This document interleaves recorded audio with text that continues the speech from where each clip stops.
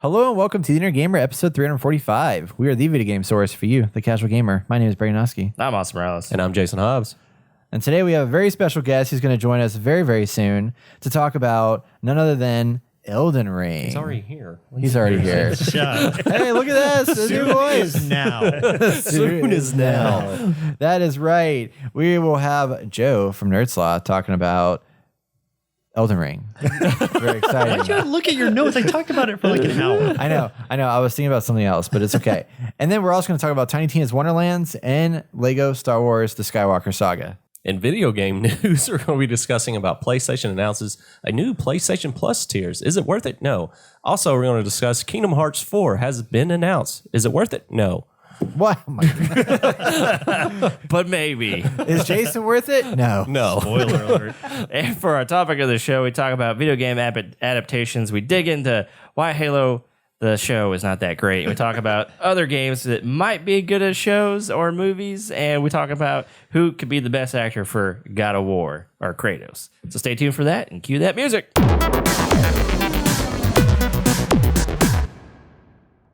It is April 12th, 2022. Welcome to the Inner Gamer Podcast. Whether this is your first time or your 100th time, we thank you for listening. If you ever have any feedback, you can email us at hello@theinnergamer.net. And if you want to show even more support, consider donating or sharing this episode with a friend. You can visit theinnergamer.net/donate to contribute.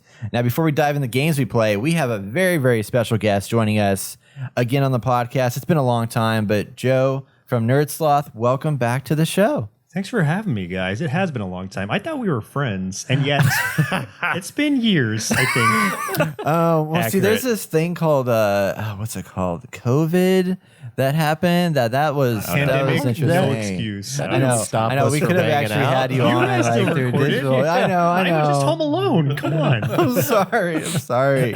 Well, we want to have you. We're glad to have you back on. Thank you. I'm glad to be back on. Reconnect in person, IRL. It's very exciting.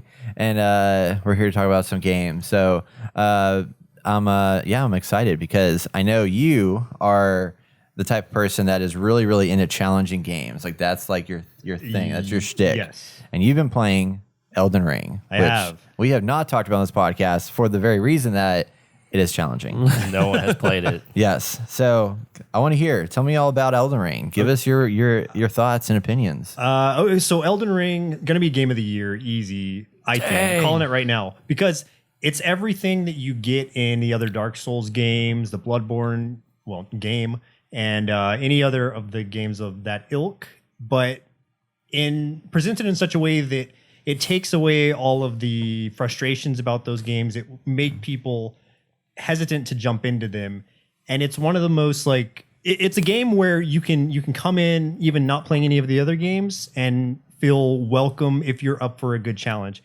It's there while there's no mode that's like easy, normal, difficult. It's all difficult, but there are ways with the summons that you can make it easier on yourself. Like if certain bosses are giving you too much trouble, just level up one of your summons and bring him out. It's kind of like having a friend there with you. It'll up the health of the boss, but it makes it considerably easier because the boss is focusing their attention elsewhere and not just on you. Gives you time to come in and do your own thing. And if the boss is just too much trouble for you still, you can always go do something else. That's the great part about it being so open world is you don't have to focus on one boss all the time. There are certain ones you have to get through the story to, or you have to get through to continue with the story, but there's so much side stuff you can do instead. You could come into any boss like completely overpowered if you chose to. Not that I'm recommending you do that, but that is a choice you have, which you didn't in the other games. You were just brick walled before, where now you have so much opening to play it how you want at your own leisure. So, yeah. Nice. I think Travis would just go crazy. Oh, he's Because he good or hates, bad? he hates that you can walk into any boss, which I don't think he knows that he can. He hates that you can do that? Well, because some of these bosses are overpowered, or he's Yes. under leveled, right? Yeah. So it just pisses him off because he wants the challenge, but it's like way too challenging. Oh, so you at mean his current level. Because they still have do they still have the fog thingy that you walk through to know you're about to enter into like a boss realm, or Usually after you go into the boss, sometimes there are fog walled immediately, but a lot of times it's like you'll walk into a room and it's like fog wall appears behind you. You're like, shit. damn got Dark me. Souls. But there are also like just open world bosses that aren't fog walled off, like the big, I can't remember the name, the big like golden cavalier knight guy who's at the very beginning. Oh, I've seen that. And he will demolish you if you come in thinking you're gonna like kick his ass. You're wrong. Yeah. I mean, once you know his stuff and you've memorized all his abilities, like I could come in and do him now at level 1, 7, whatever. But coming in the first time, like he destroyed me so many times before I just had to be like, okay, I need to move on. This guy is not meant to be taken on right now. But I like the choice that I have to do that if I wanted to. If I wanted to up my challenge rating, I can take it from normal to very hard immediately by just trying to take him on. I guess And that he'll makes drop sense. a cool ass staff for you or a cool halberd if you beat him. So yeah, That's cool. It's not really linear unless, you know, the game is teaching you that, hey, you're not strong enough right now. You can try, yeah. but you're going to make mistakes and you're going to fucking die. So you need to go back, explore the world, level up. Okay, yeah, now I'm picking it up. So it's almost like Breath of the Wild where you go into certain areas and you're kind of like, I don't think I should be here. Yeah. I'm getting my ass stomped. You'll learn that real quick that you shouldn't be somewhere. What is the penalty in this game for dying? You lose your. I want to call them souls just because that's what I'm used to, Right. but I think they are. You can call them souls here. We understand. Yeah, okay, so you lose your souls, which is what you use to level up your yourself, your items, etc. Okay. So that's your currency in the Yeah. game for everything that you do. So when you go into a boss, knowingly, you want to make sure to spend as many of those as you can to be at a minimal. So if you do end up losing them and you come back and you're not able to retrieve them, that you don't lose a ton. Okay. So you don't want to go in with like 200,000 souls to a boss that you're not sure if you're going to beat.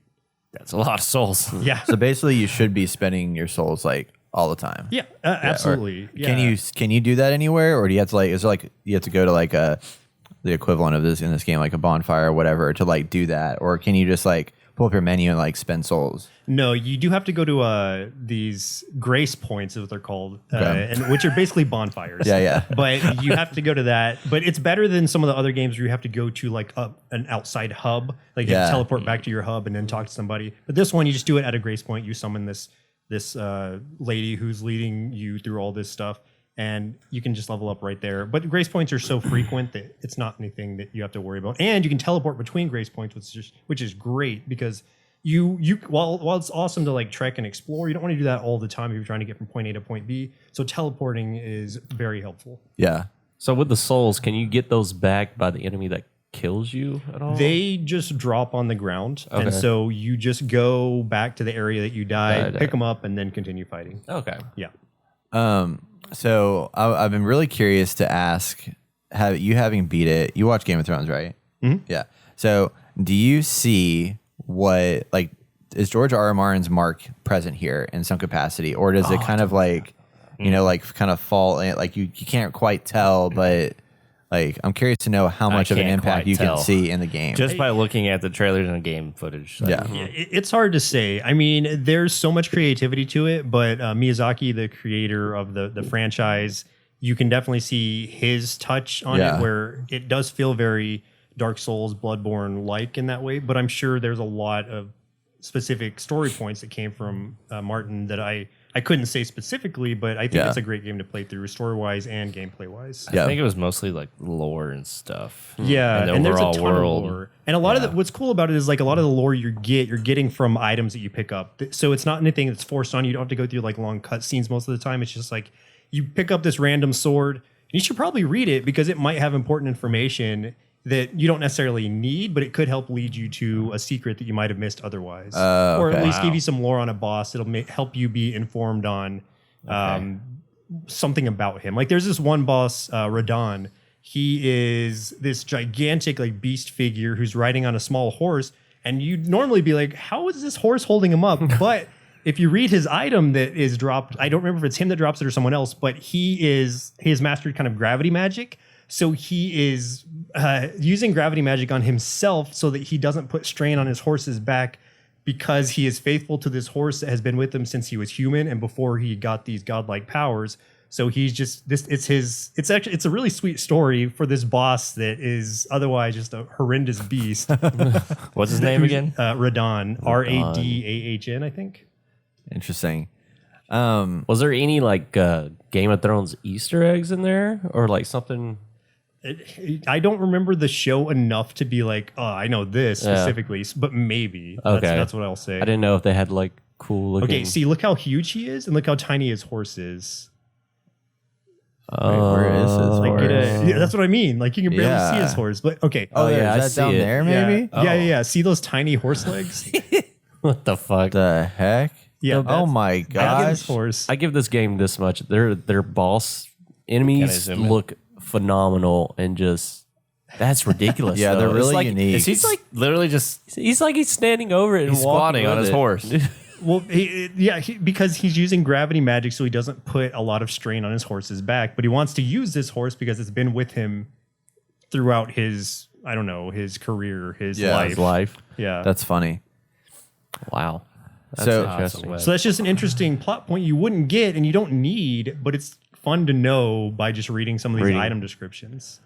So what about like, I mean, you mentioned like, it's nice that there's a lot of the stuff that you can like read without like, not having the cutscenes and stuff like that. Are there cutscenes in this game, and to what depth is there? Like, because in my mind, when I think of this game, and then any like Souls game generally, is like you drop into it and you're in a world where everybody's out to kill you, and Mostly, yes. there's but is there any get it. parts where like you're wandering around where it's? I know there's like NPCs you can like talk to and stuff like Yeah. that, but to what depth is like the story being told through like a cutscene or not through like environmental storytelling? I mean, you'll get cutscenes, especially with bosses or even side bosses that are optional. You'll get great cutscenes on introducing them, basically why they're trying to kill you or what their main goal is. And you'll get a cutscene after you kill them that will kind of be their death bellows or whatever they're trying to do. But nothing is really forced on you cutscene wise. It's not constant. And a lot of it is going to be picked up through conversations you're having with NPCs or items that you're reading, etc. So story isn't really forced on you. It's something you can enjoy at your leisure as well. Okay. Which is great because I'm more of a gameplay guy than I am a story guy. So it's awesome to have the option without it being like, oh god, another 10-minute cutscene, which is where RPGs are like they're tough for me to play through sometimes, especially JRPGs because there's so many cutscenes. Like I started playing Triangle Strategy, the tactics game, and it is so cutscene heavy and so political that So it's like hard. I just want to play a tactical battle. There's only cutscenes. Let me fight someone. I played like 5 hours and I only and most fought of that 6 was battles. cutscenes. Yeah. Yeah. I was like, I don't even know what I'm actually like. I don't even know how to strategize the battling. Right. Yeah, Because it's just you don't so get enough chance to do yeah. it. Out of those 5 hours, or out of those 6 hours, you probably played maybe an hour of game. Yeah. Yeah, Crazy. I get it. That's fascinating. How do you? Go ahead. Good. Are you all right? Rock, paper, scissors, shoot. Oh, you gotta go and shoot. Oh my Who god. does shoot? I do shoot. All right, you go. Okay. Anyways, have you dove into the multiplayer at all? with this? Yes. Oh my God. So the multiplayer is a whole nother beast, as anyone who's played any of the Dark Souls multiplayer games go, where it's like you can come in and in this one, instead of invading, because I did it as an invader. So when you invade in the other Dark Monster. Souls games, a lot of times it's like one-on-one and you get a good duel out of it. Well, a good duel out of it, depending on your build and their build. But in this one, when you invade, you can only invade someone who either has a certain item activated or they are teamed up with one or more people. So a lot of times when you invade, it's you against 2 or 3 people. And it's like, well, I guess I got myself into this. I'm the invader. So it's like you kind of have to expect that when you're invading in this game. And there are just some builds that are like super cheap. And I know that is just like always going to happen where some people just build themselves like that and have these broken builds that are just almost impossible to beat. But that's been my experience. There have been some really fun ones where I've had good battles and jumped in and we've had a lot of back and forth, bowed to each other, whatever the case is, and not just That's like cool. done some like, Halo like crotch or what is it? Teabagging? Oh, yeah, The teabagging. Yeah. It's been so long. I haven't teabagged anyone in so long. But Years, you don't get a lot of that, but you will sometimes, even in this. If you enjoy that kind of multiplayer where it's just very hectic and you want to just, I don't know, go up against 2 or 3 people, see how you do, then yeah, it's fun. But a lot of times it's better to just activate the item to have people invade you. And that's where you'll get more fair battles and not have to jump into fighting other teams. So it's a big complaint in the community of people who normally like to invade because they have the odds stacked against them here. But Good. That's what people are saying too, where it's like there's both sides of it where some people are like, well, good, you're the invader, you're being the asshole right now. Yeah. So That's why I stopped playing Demon Souls, the remake, the or Invasions. the remaster, because I was actually really enjoying it, and then I was trying to get farther, and I didn't realize someone invaded me, and I was just walking around. I was like, "Who's this guy?" and I accidentally backstabbed him. Accidentally. Yeah, no, seriously, like I accidentally backstabbed because he like came down came down some stairs and just popped up, and he thought I went right, I guess, and I was like, "Oh shit!" Like I accidentally hit a button. And I was like, "Oh fuck, this guy's evading me!" So I like try to run away, and obviously he caught up to me eventually and just like 2 hits me. And Is there a way to turn that off? Yeah, you can go into offline mode, and what you're really missing out on there are the Can't invite anybody to help you. that, but also the little. I'm gonna put this on something. I keep lifting gotcha. it, like the little notes that people leave that it's like jump here. Oh, you don't get that when you're playing offline? Offline, yeah, because that's all like community built stuff. Okay. But a lot of times they're just jerks trying to get you to jump off a cliff anyway. Yeah, But they're like treasure down here, jump here. Yeah. And you're like, oh, it's nothing. Yeah, I see that on TikTok a lot. I was like, Jesus, what is pretty going funny. on? But it's just part of the charm of it, I guess, if you want to call it that. Once you're used to it, you don't jump ever. Like it's rare. If someone's like wall here or something, you'll test it, but then it's nothing, and you're like, I'm an idiot. But if it tells you to jump, probably just don't jump. Just look down. If there's an actual cliff, do it. But otherwise, I enjoy the ignore. notes. Yeah, the notes. Notes are amazing. I leave notes sometimes, but I leave helpful notes. Yeah. It's like I'm already stressed out enough. I don't need to worry about someone coming in and invading me at the wrong time when I have like a buttload of souls. Yes. And it takes time to go back to where I died. Well, you don't have to worry about that in this game unless you're on a nice. team, because you can't be solo invaded unless you choose to be. Gotcha. That is nice. I like that. So as far as being on a team, so there is a co-op component to this, but it sounds like you can't just like have somebody join you and just like play together entirely, right? Like, is there parts where it like cuts you out and like you have to go back to being solo, or could you jump into every boss and then leave every boss and just carry through with your person that you're co-oping with all the time without getting disconnected or having to rejoin each other? Yeah, the only thing that would hold you back of playing it completely multiplayer is you cannot get on horseback when you're multiplayer. So there are certain areas you cannot get to if you're playing multiplayer. Got it. But if you get to a boss, there's usually summon signs like right before the boss, or you can just summon a friend right before if that's what you want to do. But for the most part, in the giant open portion of it, you can bring someone in and they'll just play with you the whole time. Does the progression carry over if you're playing with someone in multiplayer? For you, yes. I don't know I don't think for the other person. I'm not sure how that works. I think it's the same like with Tiny or with most games where it's like you're playing and leveling in that world. Okay. Yeah. I'm pretty sure, but I think the other person will get like whatever kind of drops experience and stuff on and their character or whatever. Yeah. That's good. I just don't think it carries over story-wise in their case. The other thing I thought was interesting about this game, or do you want to say anything? Mine's going to be long-winded. Okay. Yeah, well, mine's just like a quick note. But I know a lot of people on YouTube have been saying, like, why aren't you reviewing this game? And originally I was like, oh, cool. Like, the creator of Game of Thrones is writing this thing. So I was expecting this to be a little change of pace from Software. It'd be a little more grounded and more, like, in realism from the story and stuff. Because, like, if they're working together, this is going to be, like, really cool. And then the game comes out, and I'm like, oh, I see everything. I'm like, it's just like Dark Souls. I just showed you a giant riding a tiny horse. And yeah, well, you didn't see that when everything was coming out. Well, so I was excited to know what this game was. I still love that part where when I first watched you streaming it, like when you were like a naked character walking around and like that Sphinx thing with the sword that just kept doing. Those are so easy now, but it's one of those things you learn as you go. You expect, you go in preparing to die. There is literally a Dark Souls edition called Prepare to Die edition. So you know what you're getting yourself into, but once you overcome those challenges, you feel so good. It feels very rewarding, and it makes some games feel kind of too easy in comparison. That's the downside to it, I guess. I've heard that with a lot of people. Like after they play this game, they go into something else and are like, "Wow, like this is just I can do anything." It just feels too handholdy.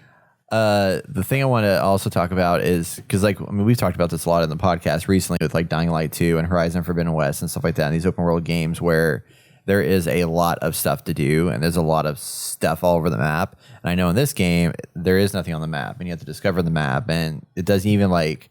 As far from what I understand, it also doesn't like put a bunch of question marks everywhere. Like you mark things for yourself, except for like main story bits or something like that. Is that accurate? And how do you like that?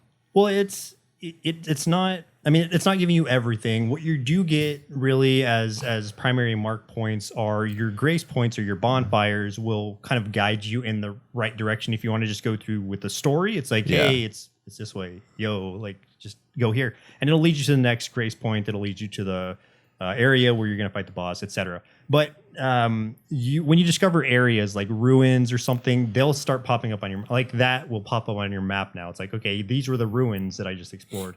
You can't teleport to those, only to grace points, but you're still getting those things that appear in front of you after you've discovered this little area.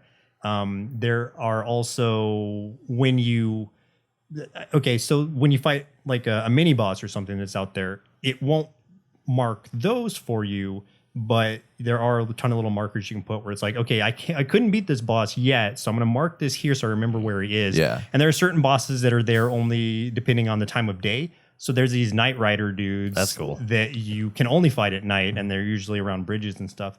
And I'll just like put a skull there. It's like, okay, I died over here to this Night Rider thing, but I want to come back and get him later. I'll be strong enough eventually. And so that is a nice thing to add, or that's a nice thing that you can yourself add without it being forced on you. They didn't used to add markers for NPCs, but I think after a recent patch, they do now.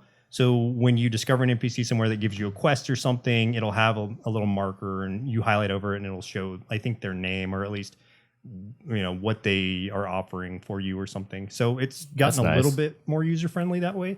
But otherwise, I don't think there's nothing that's been like, oh, I'm completely lost. I don't know where I've been or where I'm going. Especially with the NPC markers now, it's like it guides you enough to where you don't really have questions. Yeah. Okay. Cool. Man, I should get it. Has it been fixed on PC? Yes. Okay. I played it on PC the whole time, so I've dealt with some issues with it previously, but it was a fine run for the most part.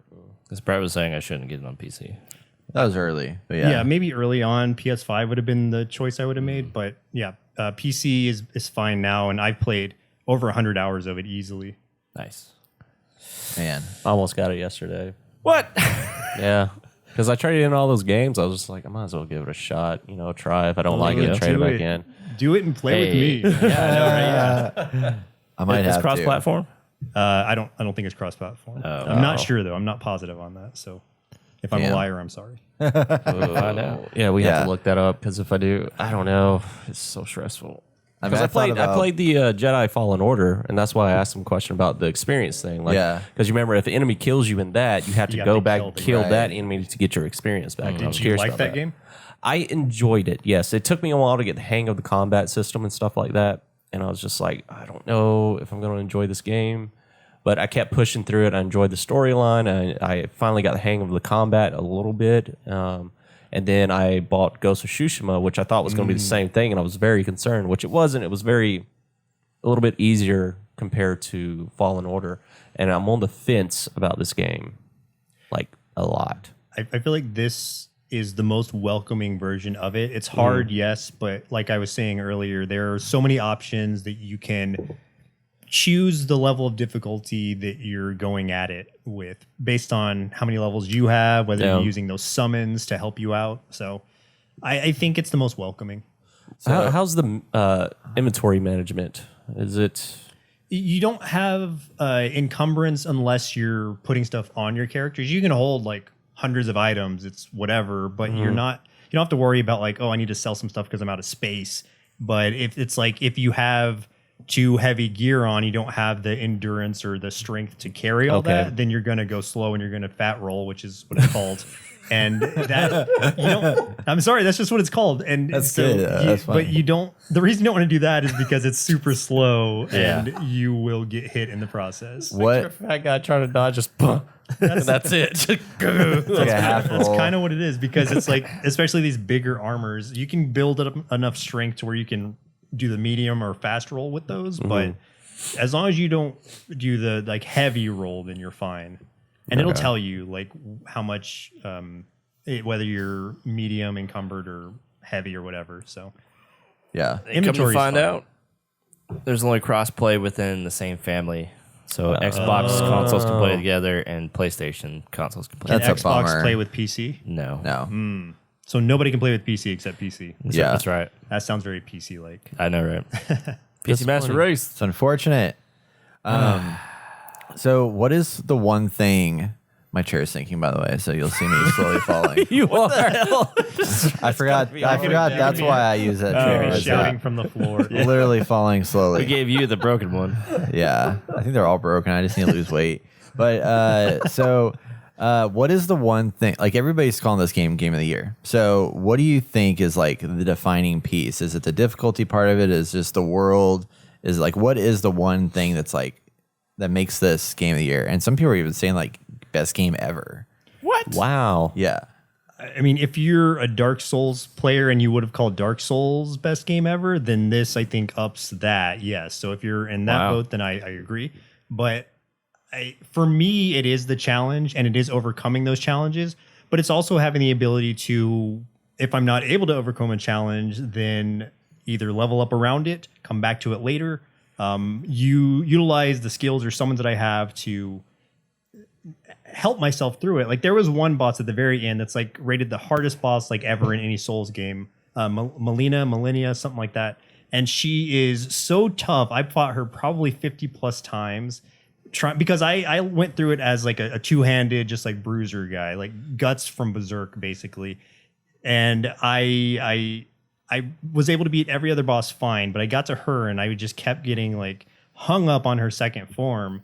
And so eventually I had to use a summon there. That was the only summon I used the whole game because I was like, I just want to get through this. At this point, I'm getting frustrated and I don't want to get frustrated with this. So I got through it with two tries after my summon, but took me 50 plus tries to get to the point where Oh my I knew that I gosh. had to use a summon to get through it. Do you get less experience for using summon? No, Okay. you don't. It doesn't punish you for doing that. So it's just like a personal challenge you're putting Yeah. on yourself for not doing it. It's, I mean, they're That's readily nice. available. They're giving you the option of doing it. Yeah. So you kind of just are setting your own challenge level when you're not using them. And I just like to do that just so I can know, at least on my first playthrough, what I'm capable of doing.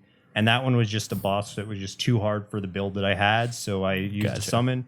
And yeah, it took 2 tries versus the 50 plus I did without it. That's crazy. But it was an optional boss. You don't have to fight her either. Okay. So Is there cool. something in this game that you don't like that they could have either approved on or something you just didn't like, I guess? I think for me, it would mostly be the multiplayer portion of it. The co-op's fine, but the versus mode, I think that they need to figure out how to balance it better because some of those builds are just so broken. And it's like, I'm not hating on anybody who's using a stupid broken build because you just want to cheese it. I don't like to do that personally, but it seems like that's not fun for me. So I don't get how it's so fun for other people to just cheese through it. If they know they're going to go into something and win, where's the fun in that? I'm still gonna do that. So some people love it, but for me, I just wish there were more balance You're not to kidding. it.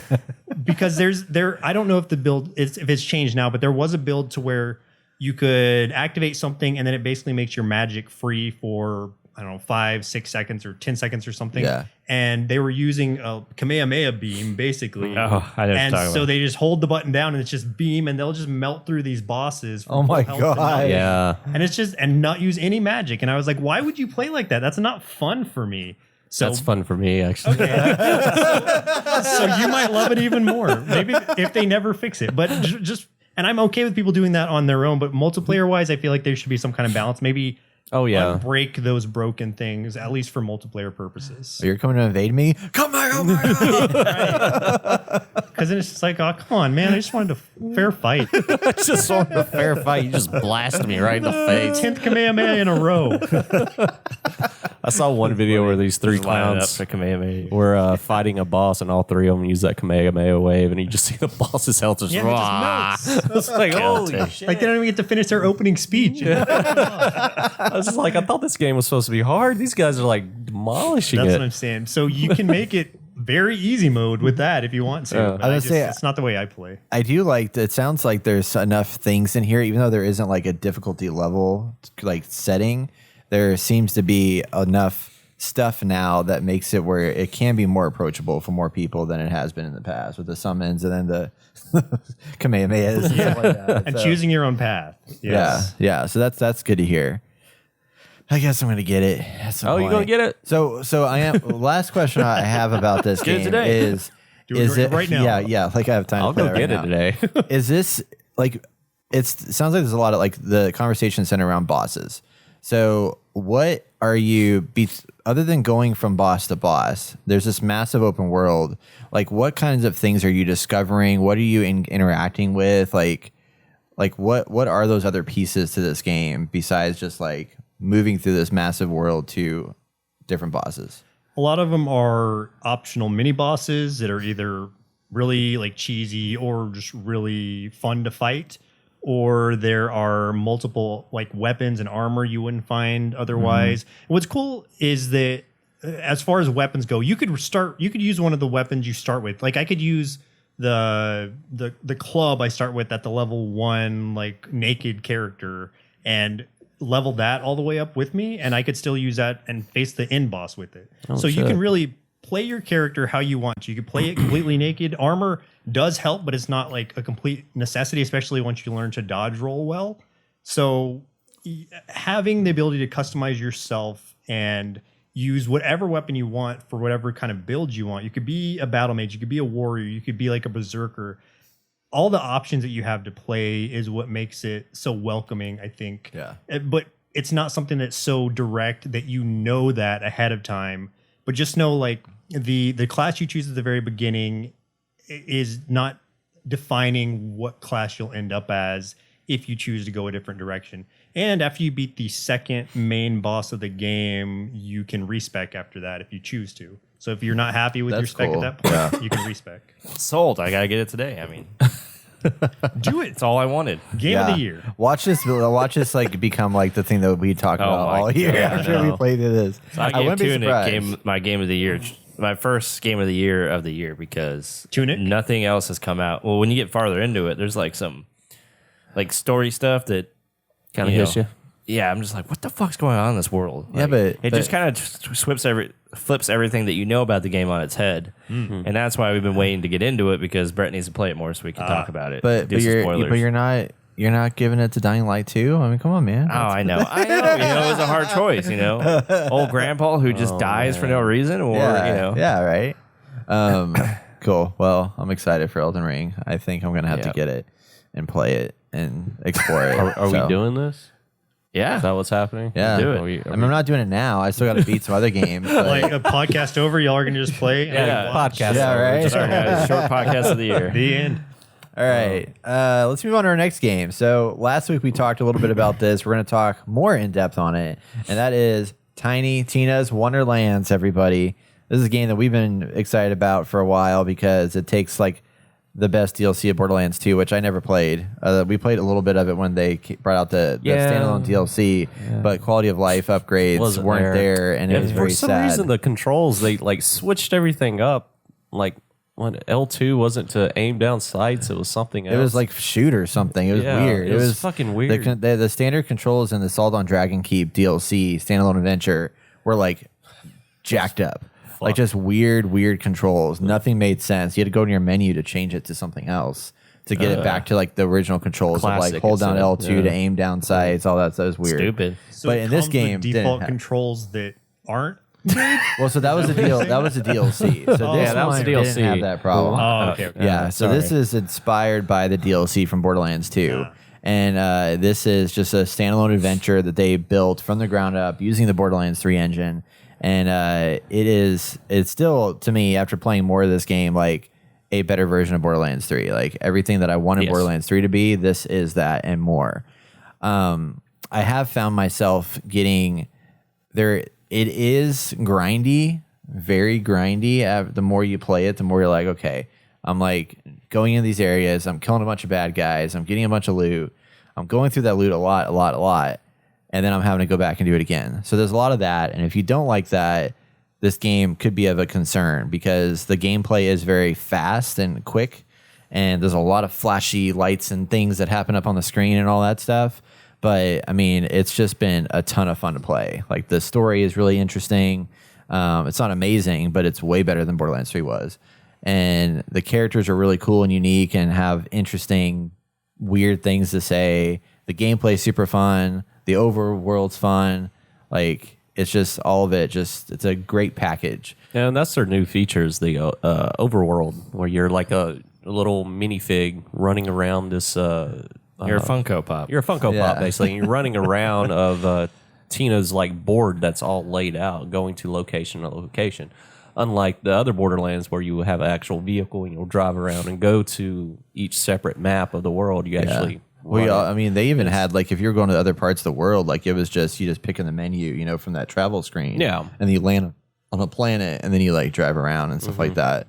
But yeah, this overworld thing is really neat with the moving around, and that's how you like find your side quests. That's how you find like special, like you can get like special, like unlock special gear and stuff like that. You walk through the exploration. tall grass is almost like Pokemon. The fucking Yeah. enemies pop up and you nice. just Just chase you. chase you unless you punch them. Like, so is there an open world aspect to it, or are you teleporting from section to section? Section to section. Okay. Section to section, but the world itself, like I had the biggest complaint about Borderlands 3. We would go into this like different planet, and it's so small. And you would think it'll be like a giant open world experience. Some planets were like just linear, just one path, and that's it, and nothing else. In this one, I'm not having that same issue. Each world I go to is big and like big enough for me to explore and have fun with and see the different parts of the environment. So I'm really loving that. So far, each world that I've been to, I don't know about you, Rhett, that's been Yeah, they're definitely more substantial and Yeah. pretty large. I mean, they're still the same structure of like when you pull up the world map, like you can see the whole entire map that's all grayed out, and you can see where there's like nooks and crannies of like, okay, if I go down this path, it's kind of a linear path. There's gonna be something down there, so you can see all that. But for me, I kind of like that because it helps me if I want to like 100% the game. Of like, I come to a world. I go in there, I can see every aspect of the world I haven't touched yet, and I can go to those areas and like explore that and just see what I find. And sometimes you'll find just like a gun chest. Sometimes you'll find loot crack. a side, loot crate thing. That we D20. said loot crate, Yeah, loot crack. loot crack. Yeah, And I'm just like, I need to go over here Yeah, because there could be a exactly, chest yeah. with All guns. kinds of Like, loot that's crack, something yeah. better, and I gotta go get it. Yeah. Okay, so you're saying like gun crates. What type of weapons are there in this game, and are you restricted to what you're using based on the type of character or class that you are?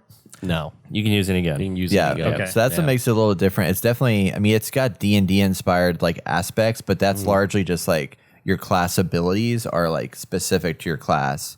But then the guns and the drops, like you collect guns, you collect gear, like little like rings and like necklaces and gear piece and all these different things you can collect. All of that can be used by different characters, but certain pieces will have unique benefits. Especially, I think it's a chess piece or whatever piece Yeah. it is, gives you specific benefits for your class. So you can have like plus 9% claw bringer damage or whatever like that if you put that thing on versus the other. But it doesn't mean you can't put on another piece of armor and stuff like that. So is it armor by like section? Like you have like leg armor, chest armor, stuff like that, or just It's all? just It's just a one full piece. one that's piece for- set. Oh, okay, yeah. so it's not like there's sets where it's like you have this many pieces of this set. It's Oh all God, just, no. Yeah, That'll okay. be way too much. 'Cause you can go in and customize the way you look from head to toe, Oh, okay. and then Yeah. that's just how you look. You don't even see yourself half the time. Yeah. So are you choosing a class at the beginning, or Yeah. okay? Yeah. What are the classes like? So I've not played this good- game, so I'm it's a asking great all these question. questions. There's there's- like 6 different classes. There's 6 different classes. But you yeah. can also multi-class once you hit a certain level, so you can pick a second class along with your other So class. it's very D&D like Yeah. that Yeah. way. Okay. It's really cool in the beginning because the original game, the Borderlands class creator was like you pick a class and then that's it. You don't do anything with your character. You just have a defined character that you're playing. Okay. And in this one, you are creating a character, and the character creation screen is like it even looks like a character creator sheet from D&D where you have your little like ability like nodes at the top that tells you like your progression through here, and you can customize your physical appearance from like your jaw shape to like your eyebrow shape to different hair and different like all kinds of different pieces. Build your character out, and your character, it's funny, a little nod. The character starts out as a gray unpainted figurine, and then you get to paint your figurine through the cosmetics and appearances that you unlock. That's fun. Yeah, Fucking Will Arnett as the main bad guy. Wow. It's just hilarious. It's entertaining.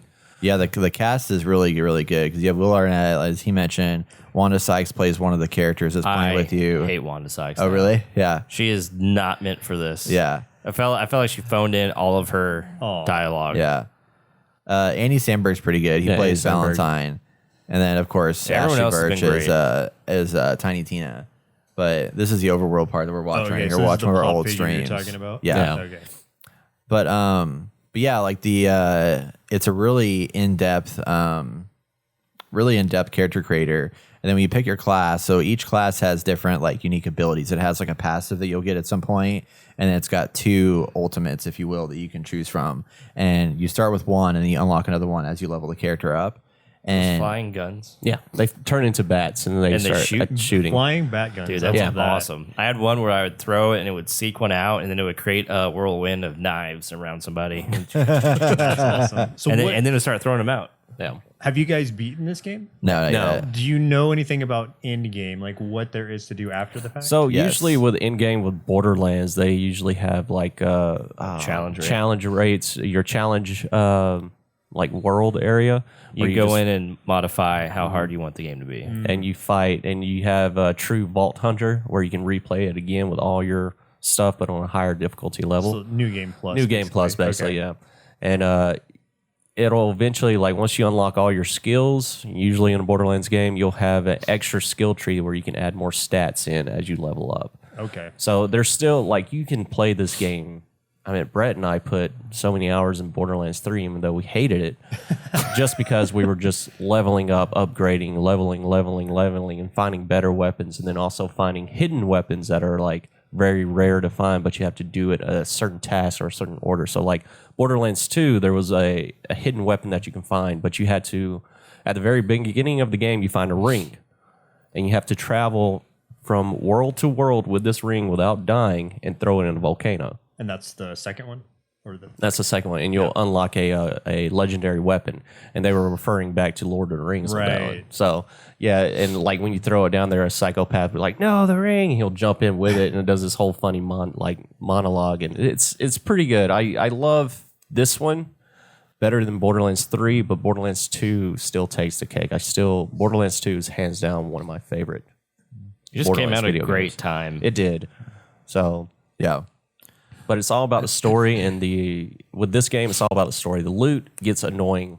Like pick Brett that said. up? So That much was all of like it. So There's a fucking lot of much. loot. I haven't found. Okay, originally in Borderlands 3, doing all this sucked, but I found that it's not horrible in this game. No, And I don't know do what's enjoy. I mean, because I feel like there's enough points to sell that it does get tedious. Where it's like, okay, my pack's full.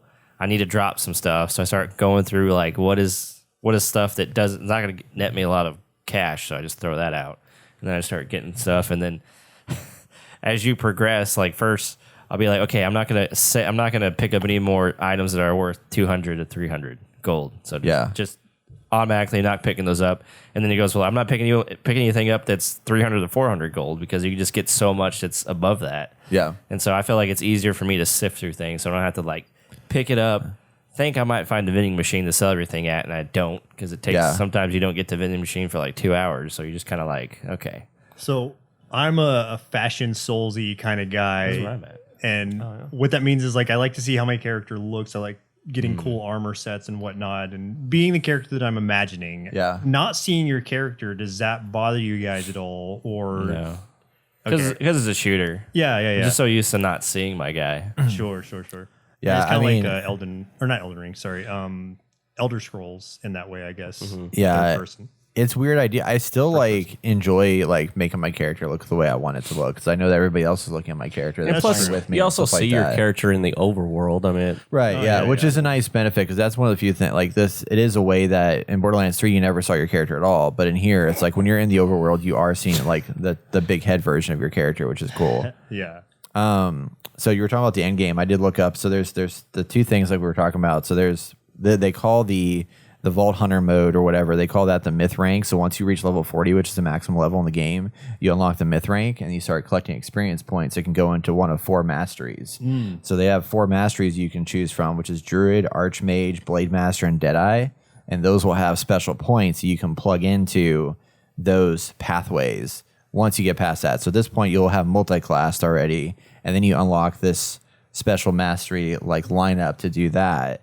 And then the main like end game beyond like just going through the game again with different builds and stuff is the Chaos Chamber, and that is a series of randomized dungeons that will have different boss buffs, challenges, this, that, whatever. So you go through like, say, I think it's 3 dungeons that are always random with bad guys you fight that goes to, there's a point, I think 2 of them in there, like 2 chambers through. There's like a mini boss and then another chamber and then there's a final boss. Oh, man. And you can just run through these things to like continually get more. That's where you get your badass like epic loot. I got chills. I'm down just for now. that. I'm a big roguelike fan, and that's what it sounds like to me with randomized dungeons Yeah. leading Yes. up to it. This is like the ultimate min-maxing kind of game where like if you want to like mod out your character to like your heart's content, and you can do that 100% in here because every single gun that you get and every single piece of whatever has buffs and debuffs and everything that comes into play, and it's insane. So what I really like about this is the magic, because I'm playing the ranger, Yeah. which has a little spore guy, which is whatever. Wait, hold He's on. okay. Why is there a unicorn? Oh yeah, that's Butt Stallion. That's Butt Stallion. Is that whose is that? He's the king. Is it? She's the king. She's the She's king. the queen. Wait, so that's an NPC? Yep. Oh, NPC. okay. Yep. I thought one of you guys just had. I know, right? Oh, no. Were a unicorn. No, sadly we do not. We do Yeah. have too one of us bad. has the wyvern character. I have a wyvern that Yeah. flies around with me that shoots fire or lightning, and then Austin, you have the spore warden. Yeah, he just Which- runs around and he'll fart toxic Is that that little fumes. mushroom dude I keep Yeah, saying? Right? yeah. So these are little like companions Yeah. you can get? So that's part of the class that you'll okay. get. So Yeah. since I have a second, because I'm a stabomancer, I have the little blade, the ghost blade that goes out, and I just unlocked the multi-class. Now I have fungi. That's what I call him. now, Oh, who has the thick, nice booty? Yeah. Fucking- Yeah. yeah. don't look for my mushroom But men. so I have my special is I can shoot like 4 or 5 arrows at once, 3 times, ghostly arrows and or spectral arrows. And I was like, yeah, it's cool, but it's kind of like a ranged, like it just you shoot straight and it kind of bounces off. So I switched to I can summon 3 tornadoes that just go around the map and find people and kill them. so And then I got this one spell that drops a circle in this small area, but it has a vortex in the middle. So it brings everyone in that circle into the vortex, and it has lightning that just like AoE lightning. Into the vortex. So I would just like, tornado, bubble, and then it's just like so cool. And then I got another one where I got, I could throw fireball, and it would hit on a spot and then explode and then shoot out little fireballs that would go in this, a bigger radius and explode. And then I had one that I could summon lightning, and if I charged it up enough, it would like come down and do this like huge explosion. And now I got this epic item where it just recharges really fast. So it's just basically magic missile. Right. Oh yeah, wow. And I'm just, I love the spells. So, what system are you guys playing on? PlayStation 5. PS5. Yeah. It is 100% crossplay. Oh, okay. Every So bit you- of it. yeah, you Yeah. can play. Okay. PC, That's PlayStation, respect. Xbox. Yeah. What? How many players is it? Like together? 4. 4? Yeah. Or just 3 all playing, or 4 people are? We're Three. on and off. 3 at a time, probably. Yeah. yeah. Because we have one of our community members, Dread Pixie, has been playing with us a lot, but it's usually we're not all 4. On Yeah, the we're same not all time, 4 so. on at the Let same me time. jump in with you guys. I'm convinced to get this game after seeing the gameplay Nice. and this unicorn thing. There's a whole story Dude, with it's- unicorn. it's so silly. I need to know. It's fun. Big booty mushroom men. I have so to get it. so what's so funny about that is like we were streaming last Wednesday about it, and Dread Pixie was running along, and she's like, "Hey, Assassin Ducky, is your fungi guy wearing a thong?" And I was like, "What?" So I run back and I look at the front of him, and he's just standing there. Oh, yeah. And I'm like, All weird looking. and I run behind him. This dude has a thick ass, and it's just ass cheeks. And I was He just has like, like this cape, but like just his ass Just his cheeks ass pop is out in the showing. middle. Butt floss. I was like, Yeah. "You checking out my fungi's ass?" She's like, "Well, it's so thick." He really is. yeah. He really is a fun guy. It's freaking crazy. Yeah, he is a fun guy. Yeah. I do Where's want to. his So ass? it's It's on the other. I didn't get them yet in this one. those that don't know, listen to the podcast. So Joe has a podcast called Party in Peril. Oh yeah. That is like a D&D, but as if they're the villains. Yeah. Instead, and the humor that you guys have in that show reminds me a lot of this game. Yes. Okay. So, we'd it's very appreciate similar. it. So I think y'all would really appreciate it just because it's got that zany, crazy kind of like just sometimes over the top humor that's just like so much fun and exciting to just every moment. It's just like, oh my gosh, I can't believe they just said that. Is It's so this funny. something that you guys could play by yourselves, or is it like mainly with friends? I play it by Yes, myself. I was playing by myself until Brett got on to me. So Oh, so it's I just still don't an want to go too far. enjoyable solo experience. hell yeah, okay. most Easy jump definitely. in, jump out. It's not like super Cool. serious, you know. Yep. And they have a season pass plan for this game, so there'll be like 3 DLCs that are going to come out that are like additional like 4-hour story beats, and story content pieces. And I love D&D so much, so this Yeah. is right. I up think my I think alley. you would appreciate this because they do take a lot of the D&D aspect into this. I mean, some of the hidden chests are D20s rolling around, and whenever you grab it, it'll give you a roll. I mean, you can't roll it yourself, but it'll give you a number and it'll pop up. And the highest number I got was like a 10 or a 9. So Yeah. Oh wait, is there actually a meaning to the roll thing? That Yeah, happens I think there? so. Yeah. Holy shit! I never realized. I thought it was just The for loot die? visuals. Yeah. Yeah, no, yeah. Oh my god. Yeah, the higher you get, the better loot Yeah, and better the more loot. loot you Son get. of a bitch. Nice. No So wonder the she cool keeps part- screaming. Gotta love that RNG. I know, right? No, but Tiny Tina will pop up and be like just say DM stuff. Yeah. when you're Okay. playing the game. So So she'll it's kind of guide you through Yeah. Yeah. kind guide. of, yeah. it. Yeah. Well, there's like a moment early on in the game that's like just really fun because she is acting the DM to the world that you're in, and there's parts where like somebody's complaining about something or saying something or whatever, and she's like, "Okay, well, you know what? This castle now is gonna have skelly men and flying ships and then explosions and volcanoes, and then you just see it all popping into the world. That's and just it's how it is like sometimes. crazy, Yeah. wild, Oh, yeah. and I love trippy, it. and it's really fun. So good. So Yeah. anyway. It's fun. Tiny Tina's Wonderlands. And shout out to Drip Pixie for playing with us last Yes, couple weeks. appreciate It's been it. a lot of fun. So Sorry I had to call That's you been really out cool. on the booty thing. Hey, look, y'all got 45 views less. heck yeah, we did. Okay, last thing I want to talk before we go, just real quick. I know, Joe, you've been playing a little bit of Lego Star Wars, the Skywalker Saga. Should I buy this game? Do you like any of the other Lego Star Wars games? Never played them. Then yes. This is the perfect time to jump into it because it's all of them combined with some gameplay or with Updated gameplay. updated gameplay, and it just makes it a lot more user friendly. Okay. The combat system is a lot more advanced than I would have expected for a Lego game. I mean, you can't like die. If you die, you're dead for a minute. You lose a few of your little bit points, and you come back like right Yeah. away. There's no like limited number of lives. But the combat, there's counters in the combat system. You have combos you can do. There are special abilities that every character has. Like when you press B, they'll all do something individually. Like I know R2D2 has like he'll use a little shock probe thing. The Jedis are able to like lift with their like do the force push and everything with their B. So and there's 350 plus characters, I think. At least 300 plus Yeah, over characters 300, yeah. you can be. And 100 real that vehicles looks. or something like that. So yeah, you're Visuals able to are use good the on it. vehicles. You're able to use like whatever character you want to once you go into free play mode, which is what you get into after you beat a level officially. It's really just like if you're a fan of Star Wars, then this is like the perfect, most digestible way to take it in, especially for kids too, because it makes it a lot more fun. Like even though like There's, the like, original humor. trilogy, like or not the original, but the the prequels Yeah, trilogy. It's so like it's boring for kids because it's very political. It's boring for even us as fans sometimes because of how political it is. But they make it like silly and they make Yeah. it fun and they bring like some joy to the cutscenes that make it a lot more exciting to watch it this way or experience it this way. So Yeah. if you're a Star Wars fan, if you're a Legos fan, if you've played any of those games, and even if you haven't, I think this is the best like collection of all of that in one. And it's it's a ton of fun and multiplayer. So play with friends. Did you play the Star Wars Lego Force Awakens?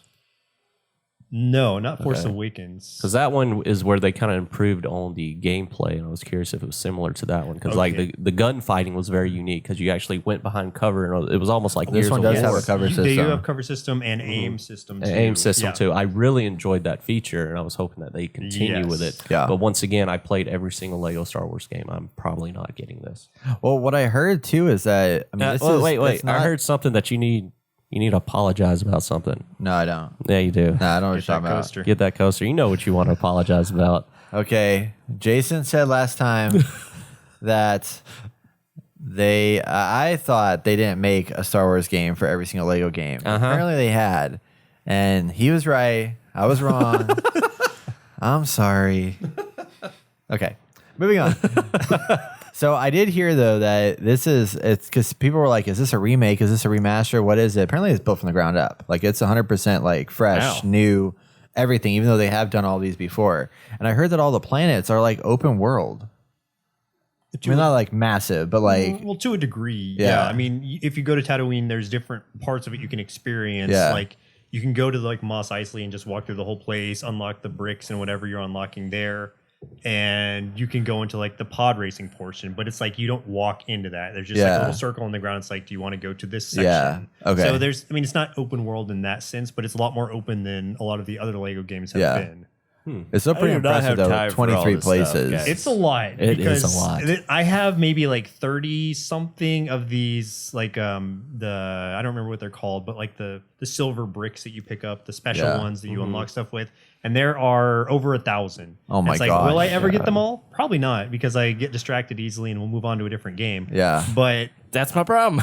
well, but I think it's going to be the most fun to play with friends. This might be a great game to stream because it's not super serious. You can have fun talking back and forth. I got So you. is it a co-op like over the internet, or is it just like a split? Okay. Yeah, you can call Interesting. up over the internet. Well, It's yeah, let's remote, play it's remote co-op. play, so you could just like the other person doesn't even have to have the game. Like, that's how I played okay. with Chris the other day. That's awesome. Yeah, I have it, so I just invited him into mine, and it's That's pretty basically cool. since remote play is basically like them being their LAN with you. Yeah. we just played together, and it was fine. That's amazing. Interesting. Nice. Yeah. I'm You so know, excited for Sam this game. actually completed a Lego game 100%. I believe it. Wow, who has the 100%. time? That's all. Well, my wife doesn't get into video games as much as we do. So she has that attention span where if she's focused in on it, because I told her one day, I was just like, you're not going to 100% it. She looked at me. She's That like, was "Are you like sure?" challenge accepted. Wow. 100% it. Platinum all the way. And I'm like, unlocked every character, found every fucking brick, did all the little puzzles, everything. She was on that damn system the whole time and just playing it. I'm gonna tell her, "Hey Sam, I got a new challenge for you." Star Wars. Do that. But I do like the remote play though, Lose your because I life. could actually get this game, have it on her PlayStation. She can send me an invite, and I don't need the game to play. Well, for PC, because Steam has remote play, Oh. and so I don't know if that would work the same Interesting. way on consoles. La lame. Well, they do have like, I mean, you do have on PlayStation the ability to like invite somebody to play on your game. I don't know if you can play at the same time, but I guess it's split screen, so maybe you could. Oh yeah, it's split screen. So Yeah. if I do get the game, we'll sit there next to Yeah, each other that's and true. play until I Yeah. get bored. I don't know. I'm excited for this game because it feels like a nice palate cleanser between like the other games that are I'm playing, and it's just like light. After playing Elden Ring I was and about then to say. beating Sifu, also, this was a nice, refreshing game to like Yeah. just chill out. To. Have you played Returnal? No. Well, yes, I have played it, but I haven't beaten it yet. I don't have it. Like I played a Oh. friend's version of Okay, it. I got you. Yeah, but I do like roguelikes like that. I feel like Yeah. that's definitely up your alley for sure. Yeah. That The thing's Co-op hard as in it was shit. fun. We Yeah, need to it jump was back fun. into that. I just want to note that I beat Sifu age 25. Shut the front door. I did, and it took me a while, but I was able to finally do it, and I feel so Wait, happy what's the about that. starter age? So- You start at 20. Yeah. Oh and my gosh. You die at like you'll die game over at like 70 something, plus. yeah. Yeah. And Wow. I hit that point many times, but I persisted and I went through it. So now I recorded a let's play of it You're that a I'll god. release eventually of me finally getting to 25, beating the last boss, and getting the good ending. Oh, So- you did? Uh-huh. Oh, nice. So Dude, I that's cleared pretty it. sick. Okay. So you had to fight all bosses twice in order to get good ending. Basically, because you can't finish them Yeah, off you can't the first finish them off. time. Yeah. Wow. So Man. and it's one of those that doesn't tell you specifically, but you just kind of have to know based on the way the game's going. You spare them because you can do the kill shot, and you have to spare them the first time. Then they'll get a little bit of health back and just beat them again. But it's not like a full playthrough of them again. Yeah. It's just like beat them a little bit more. Yeah. So yeah, I did all that. I'm basically done with that game, but I've enjoyed my time with it. Did you see the Batman mod they have for it? No. Yeah, they have a Batman. Oh my god. It's pretty It, cool. it reminds me so much of the Arkham game, so that makes sense. That's crazy. Man, wild. Well, cool. I think that's going to wrap it up. Yeah.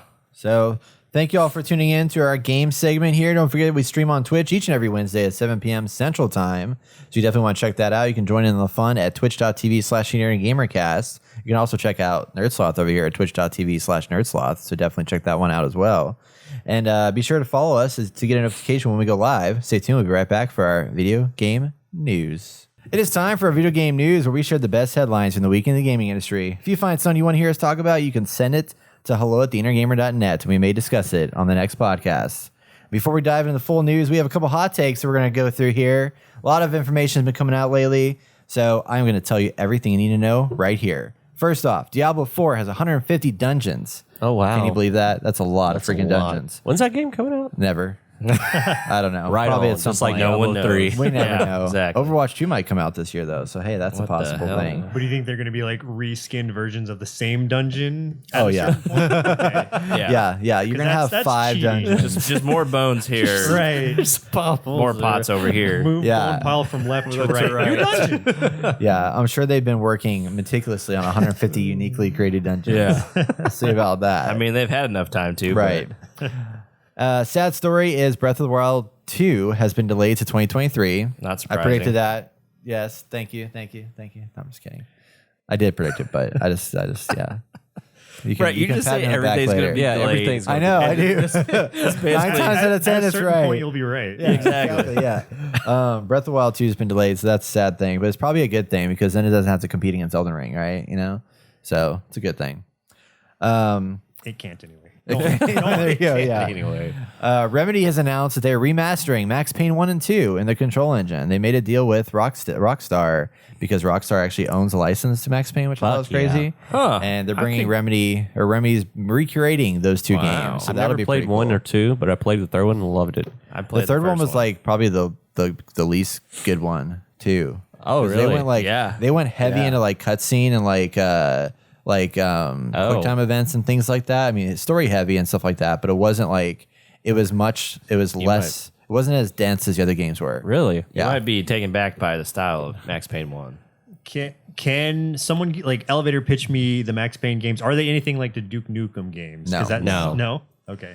It's, I think this is third person, bullet time, very like noir esque Yeah, it's like a visuals. So it's not a comedy type thing. no. No, it's it's a like it's a no. Straight up crime. action. Yeah, Crime, very drama. dark. drinking. Oh, That's okay. it. I don't know about that, but this is very dark. Just it's almost like God dang it, what was that movie called? Dark noir crime drama. Not like that one. It Definitely is the not guy's like that name one. Max. Yes. Is his last Surprisingly. name actually Payne? Yes. Surprisingly, yes. That okay. That seems like a setup for a Duke Nukem type. Yeah, it Think of does, like yeah. The Punisher. It came out a long time Okay. ago. Yeah. They were like, this is our cool edgy name. Yeah. But yeah, it's old. It's old. But it's like a noir crime drama. Yeah. Okay. It was the first game that ever introduced like bullet time. And it was like revolutionary for Yeah. like, oh my gosh, there's like slow motion shooting happening in this game and it's like fucking crazy. Yeah. Cool. But yeah, should be I'm fun. excited. And the control engine is beautiful, so excited for that too. And last but not least, Ubisoft is working on a Hyperscape-like game that is going to be potentially a battle royale. And in a way where it's like PvPe, where you're like moving from area to area to get to Give a me a final knife. boss Give and me a fight. So I'm done with life. why are they doing this? I don't know.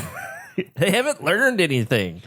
How many games did they announce recently that it's like they have this game, they have that Battle Heartlands Royale. game, they have the district, not the district, what is it? The Defiant or whatever it was, the Tom yeah. Clancy game, X Defiant. X-Defiant. Like all these like free to play games that are coming out. I saw there's like a Ghost Recon Mobile that's being announced or is coming out at some point. I'm like, they're just like tearing Someone apart these was in that IPs. boardroom and like, guys, what if we just turn everything we own into NFTs and battle royales. yeah. That's basically what they're doing. That's the landscape. That is. Dude, it's not anymore. I love it. Like I feel like battle royales have like you're either part of the cool group and that's the only thing that's gonna work. No. And then everything else is just kind of like bullshit. I think Did you guys talk about Fortnite zero build mode at all? Where it's like it's not Fortnite anymore. It's just another battle royale. So yeah. We were going to talk about it last no, we podcast, but didn't. we were like, no, we're Okay. done. It's I mean, I don't play it's it. I'm official just- now, though. It's crazy. I mean, it's like actually in the game, so you can either play regular Fortnite That's with building, interesting. or Fortnite no build mode, which is maybe I basically a should battle try royale. it. Yeah. Which is That's what I always wanted. yeah. I Fortnite. never want to build anything. Yeah. I will play a battle royale game, but I don't make me build something in the process. know. So I think it's the right direction if you're interested in that game at all. I have heard You know what? that Fuck it, I'm not playing Fortnite has like a creator mode or whatever that's like their version of Forge or whatever that apparently is like freaking really good. Like I've heard it's like, I mean, not only they have the save the world, then they have the battle royale thing, but they have this own like iteration where people are like, it's like a Roblox where like people are making their own experiences inside of the Fortnite game engine, and apparently it's like solid. So Cool. might be worth jumping back into. I don't know. Ezio and freaking the girl from Valhalla, Eivor, is in Assassin's Creed or in Fortnite now. So you got Master Chief. How do we get on Fortnite? Fortnite's not even on. I'm this thing. sorry. That was my fault. It's Lord what have happens. mercy. Okay, it's what happens. They added Spider-Man skins and it made me curious. Everything you can circles back swing. to Fortnite. You can swing. You can jump around like Spidey. Yeah, you can swing. I It's great. know. I mean, they're just preying on me and my nerdiness. That's exactly what they're doing. Yeah, that's what they and I'm want. falling for it. I say let's play it. Why Look, not? and now WoW's trying to get me to play Burning Crusade Classic. Yeah, Holy right. crap. Are you gonna do it? No. Okay. Anyway, But now that WoW is better because they're being bought out by Microsoft, me and Travis could start up our series again. you could. I was Or wondering where unreleased the series. fuck you pulled that from because I was reading something totally different, Yeah. but it was I an know, right? advertisement. I was just like, what the fuck are we talking about? Where are we going? Okay, first big news story we have to talk about is all around PlayStation Plus has finally unveiled what Project Spartacus is actually called, and it is just PlayStation Plus. And PlayStation Plus is now the new competitor to Xbox Game Pass, but not as good as I feel. So in the announcement here, they have 3 tiers that they're going to come out with later this year, and they are broken down as such. PlayStation Plus Essential is going to be your PlayStation Plus service as it exists now. So you're going to get your 2 free games a month, you're going to get your discounts, you're going to get your save cloud storage and access to online multiplayer. Then if you want to up the price a little bit, you can go to PlayStation Plus Extra for $14.99 monthly or $99.99 yearly. And this is going to add the ability to have access to 400 PS4 and PS5 games that can be downloaded at any time while you're a member. It has first-party and third-party exclusive games, or first-party and third-party games, but no exclusives will be launched day one on the service, like with Xbox Game Pass. And last but not least, you can get the PlayStation Plus Premium package for $17.99 a month or $119.99 yearly. And this adds an additional 340 games to the catalog from PS1, PS2, and PSP for streaming and download capabilities. PS3 will also be available, but only as streaming games. I think because of the way that they had the architecture on those, on that, they had the chip was different on that system, so they couldn't make them downloadable. Streaming can also be carried out on PS4, PS5, and PC. And PC, mind you. It's pretty interesting. And then premium members will also receive time-limited trials of some games. So this is a new package tier. This is their answer to Xbox Game Pass. Currently, we all already pay for PlayStation Plus because we have an online subscription to PlayStation. Yep. Is this enough for you guys to upgrade to either the extra or premium to get access to these libraries of new games? No. No. I'm curious, 'Cause- but I don't think so. Yeah. That's like last time I told you I had PlayStation Now, which is basically this. Yeah. And it PlayStation was- Now and PlayStation Plus it is was PlayStation garbage. Plus It's just- Premium. yeah, That's it's just what it is. It's just garbage. It's just like all these old games. There's a reason why I stopped playing these older games, and now it's all nostalgia. I can understand if we were able to play first party titles like with the Microsoft Game Pass. That is, as soon as that game comes out, I can play it. Right. I would most definitely purchase that. So for like God of War Ragnarok, I will be fucking super stoked, super excited because I can play it right then, day one, without going out buying it or purchasing it on the PlayStation online account, whatever. Yeah. But no, this is a slap in the face. Well, look at these numbers here. Over 28,000 people voted on this IGN poll. 21.6% said they would get the essential. 9.9 said they would get the extra, and 31.3% said they would get premium. But 7% aren't signing up. that's right. Yeah. But we already have essential, Right. So would you keep the essential at least? Yeah. For Yeah, the I'm in. online capabilities. Oh, yeah. Yeah, for the online capabilities and then some of the games that they do release, I'm in. There's games I would never play, but it would be nice to have it in my library to play. Yeah. So What's the cost difference? But what's the essential cost? I don't remember. The essential is $9.99 a month, or it is $69.99 a year. So for $30 So it's extra, significantly per cheaper if you year- get it annual. Yeah. Yeah. Yeah. So an extra $30 a year, you're going to get an additional 400 games on PS4 and PS5 that you can download anytime. Okay, so the older ones are just exclusive to the premium, like the PS1 through PSP Right. games. Yeah. That's weird. Yeah, It is Lock really it weird. behind the most expensive one. Yeah. yep. Yeah, And those it's are PS1, PS2, PSPs. I mean, I don't know how many people actually go back and play stuff like that. I feel like if you're playing those games, you probably have a system to play those on at this point. I think, like you were saying earlier, for nostalgia's sake, yes, it might be fun to, if you can get a free trial of it and try it out for a month, that would probably satiate you, and you would never want to do it again. Yeah. I mean, this is definitely not Not what I as was appealing. I really wanted to have some kind of like day one access, but I mean, after hearing that talk that we listened to at South by Southwest about how like Xbox Game Pass is kind of doomed to fail for developers and stuff like that, is kind of more or less what that guy from Devolver was kind of saying. Yeah. Or not Devolver, Arcane. He was kind of like alluding to that idea, and I kind of agree with him in a way, because like right now, I mean, it's great for consumers to have this, but I mean, PlayStation said the reason why they're not doing day one launches for this is that it does cannibalize their revenue stream. So in order for them to make these really high dollar, high budget, awesome like first party titles, Yeah. if they put it behind this, they're going to be essentially losing money, because they're getting $70 a game, from a sale, whereas with this, they're not getting that. Plus, Microsoft has so much money to throw away, Yeah. apparently. Yeah. And the reason for PlayStation's success is that they're making money from these first-party titles. It's Right. helping them, rise. Yeah. If they collapse premium into extra and keep the price at the $99.99 per year, I'd be interested. But Yeah. paying $20 extra per year for the PS1 through PSP games, I just don't think I would do that. Yeah. No. Yeah, I agree with that. If they had all these 340 games in the extra model, I think that'd be worth it. And I'm probably going to get extra. I don't think I'm going to go for premium, because I mean, it would be really cool for like a hot minute to play like, early days of Tekken and like play like some of the PS2 games I used to play, but it's not like I'm going to like dedicate a whole lot of time in there, because I have enough games that are modern that I need to get through and play. Right. But It's just a novelty. yeah. But the PS4 and PS5 is definitely like a bonus of like, there are a lot of games that I miss in the PS4 era that I would like to jump in and maybe at some point explore that haven't come out through PS Plus yet as like just the monthly free games. That's kind of interesting. But and they did say like, games that are going to be available on PlayStation Plus at launch are going to be Detroit Become Human. Well, maybe Detroit Become Human 2 actually. Death Stranding, the original God of War, Marvel's Spider-Man, and Marvel's Miles Morales Spider-Man, and Returnal. So those are games that have come out in the last 2 or 3 years. No, I guess 5. But they feel relatively new.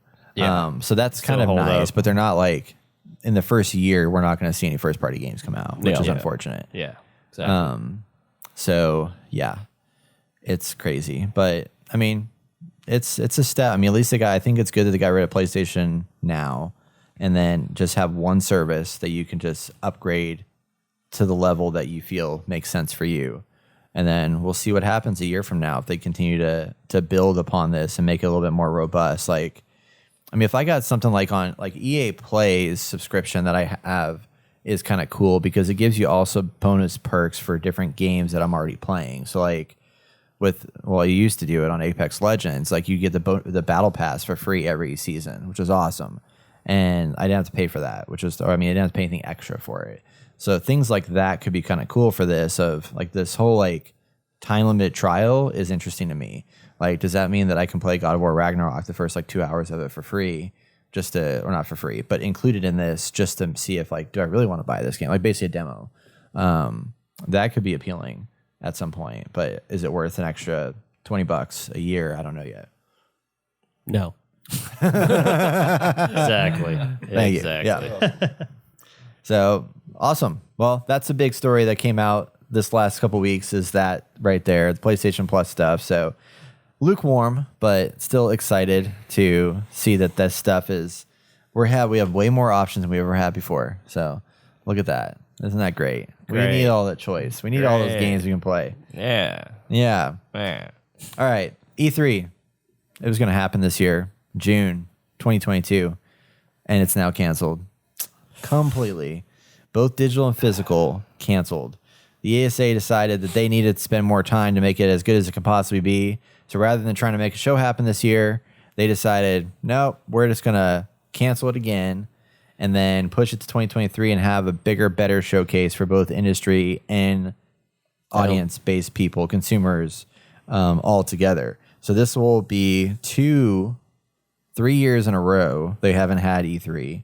And my question is, are they going to be able to come back and be as relevant as they were now that the market has shifted so much and that we have every single major game publisher doing their own showcase in some capacity? Is there still a realm that E3 should even exist in? Like Jason would say, no. I mean, it's been proven we don't need them anymore, sadly. You know, I really wanted them to survive because I enjoy, like, watching all the E3 stuff. Is like opening Christmas presents on Christmas Day. There's just so many cool things, so many cool trailers, stuff to get pumped about. But because of the pandemic, I mean, other people have swooped in at the right time to make better things, in my opinion. And it was really cool to go there and, you know, walk the halls and see all these awesome booths and setups and stuff and spend hours in lines to play games or these demos and stuff. But, you know, it just wasn't literally feasible. And they were trying to shift at a time before the pandemic to make it make them relevant and make money, I would assume, at the same time. And it just seems like it's not working out for them. Yeah. So I don't see them coming back. Like, what are they going to do now? I don't know.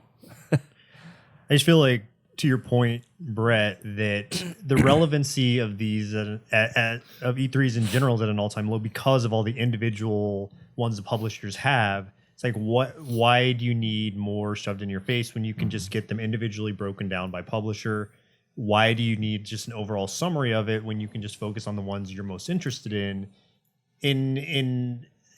I think at most, like, what E3 could do is have maybe an online presence, a virtual presence, and where they do give you like an overview of what the other individual ones have already shown, and then the companies like offer up new trailers or demos or whatever. But I don't think it's necessary. I don't know what that was. I don't think it's necessary to have a whole show, a physical show anymore with all the other individual ones already happening. Yeah. Right. And the cool thing about E3 is that that's where people would come together to do all these discussions and show all these trailers, and now they don't need to do that anymore. Yeah. Because they can just do it at their office, at the studio, and it's way cheaper, like significantly cheaper. And I just think everyone sees that as a huge win. And they don't need E3 anymore. I think that's the biggest thing. I feel like, I mean, like E3 never was like a really good showcase. The only people I feel like could benefit from this is like the indie developers because they don't have like the huge amounts of money to like put on a show like Xbox. Funny. Well, that's what I'm saying. So like that used to be their platform, but now it's like, it's not really, E3 never really did cater to that. They cater to the bigger publishers, and the bigger publishers now either have like bought up indie studios or other avenues have opened up to allow for these indies to exist. So like you mentioned, kind of funny. There's also the Future Game Show does a lot of indie conversations. Nintendo has their own like indie world series of streams they do throughout the year that focus on indie games. So like there's enough outlets out there now for indie games to get their attention. And then there's also like PAX, but I mean, PAX South got canceled, but PAX is also a big indie pool up in, Boston and Seattle. So those areas I think can help. And E3 just like, I don't think it's as relevant as it used to be. I mean, it was at one point an industry focused event, and that's what it was all about, kind of like South by Southwest is. And I feel like I almost wonder if it's going to shift where that's what South by Southwest will become, is the E3 of yesterday. And that because, I mean, there was a much more heavier focus on industry focused game stuff happening at South by Southwest this year, and I saw that they kind of more or less got rid of the consumer focused side of it. I wonder if we're going to see that kind of replace it, and that's where all the industry people go to for industry discussions and meetups and things like that, which I think would make sense. Yeah. Turn it into a complete virtual presence, presenting only indie games. Call it Indie 3, and then go from there. That's just rebrand it. Heck yeah, I like that. You've already Huge got shift. the other Huge ones. shift. Yeah. Yeah. And, yeah. People would just be like, yeah, we'll come to that. Yeah, I want to go to Indie 3. I want to see that. It'd be like They should just thought that should just be an offshoot of E3 Yeah. at this point, and then put E3 to rest for just a bit. And if you get enough people with Indie 3, you can come back to E3. There you go. I'm just shocked that they're not doing a digital thing at all. Yeah. You know what I mean? I Yeah, figured they still Well, should I at think least they're do doing that. this because they can't get enough people to actually get on board to make something happen that's worth anything. yeah, I think If you so. ask me. Yeah, I mean, there's plenty of shows that have been announced that are coming up. It's just none of them are for E3. They're like Yeah. doing their own thing, so it's a And bummer. it costs them more money just to put a booth there, not let alone, construct a booth, hire someone to design it and put all the stuff Yeah. together. Like that's a lot. Yep, it is. So speaking of future stuff in the game space, Unreal Engine 5, made by Epic Games, has been in development now for a little bit, and it's been in preview phase where you can download it and use it, but it hasn't been officially released yet. Well, as of last week, it is officially released, and that means the next generation of video games is about to be upon us. Oh, shit. Because Unreal Engine 5 is on a whole nother level. And what's cool about this one is it's completely free for game developers to download and build games in this platform until you reach $1 million in sales of revenue for each per year. So any game developers can build an Unreal 5 at no cost, publish a game, get it out there in the world, and build games. And it's not until you reach $1 million of revenue that you actually have to start paying for the product. So that was pretty cool. But it brings a ton of new capabilities and technologies. We've seen the Matrix demo that came out from earlier this year that was like, check out all of our nanite technology and all of our cool lighting and all the things that we can put into the game. And companies are starting to announce what games are being developed within it. So we heard CD Projekt Red announce that the next Witcher will be developed in Unreal Engine 5. And we now know that Marvel's Avengers is unfortunately going to rest because Crystal Dynamics has announced they are officially working on the next Tomb Raider game in Unreal Thank Engine goodness. 5. Are we sure that's dead? It's about to be dead, I man. keep hearing It's people are saying coming. it's going to be dead, but it's still kicking. I think we're just waiting for them to say.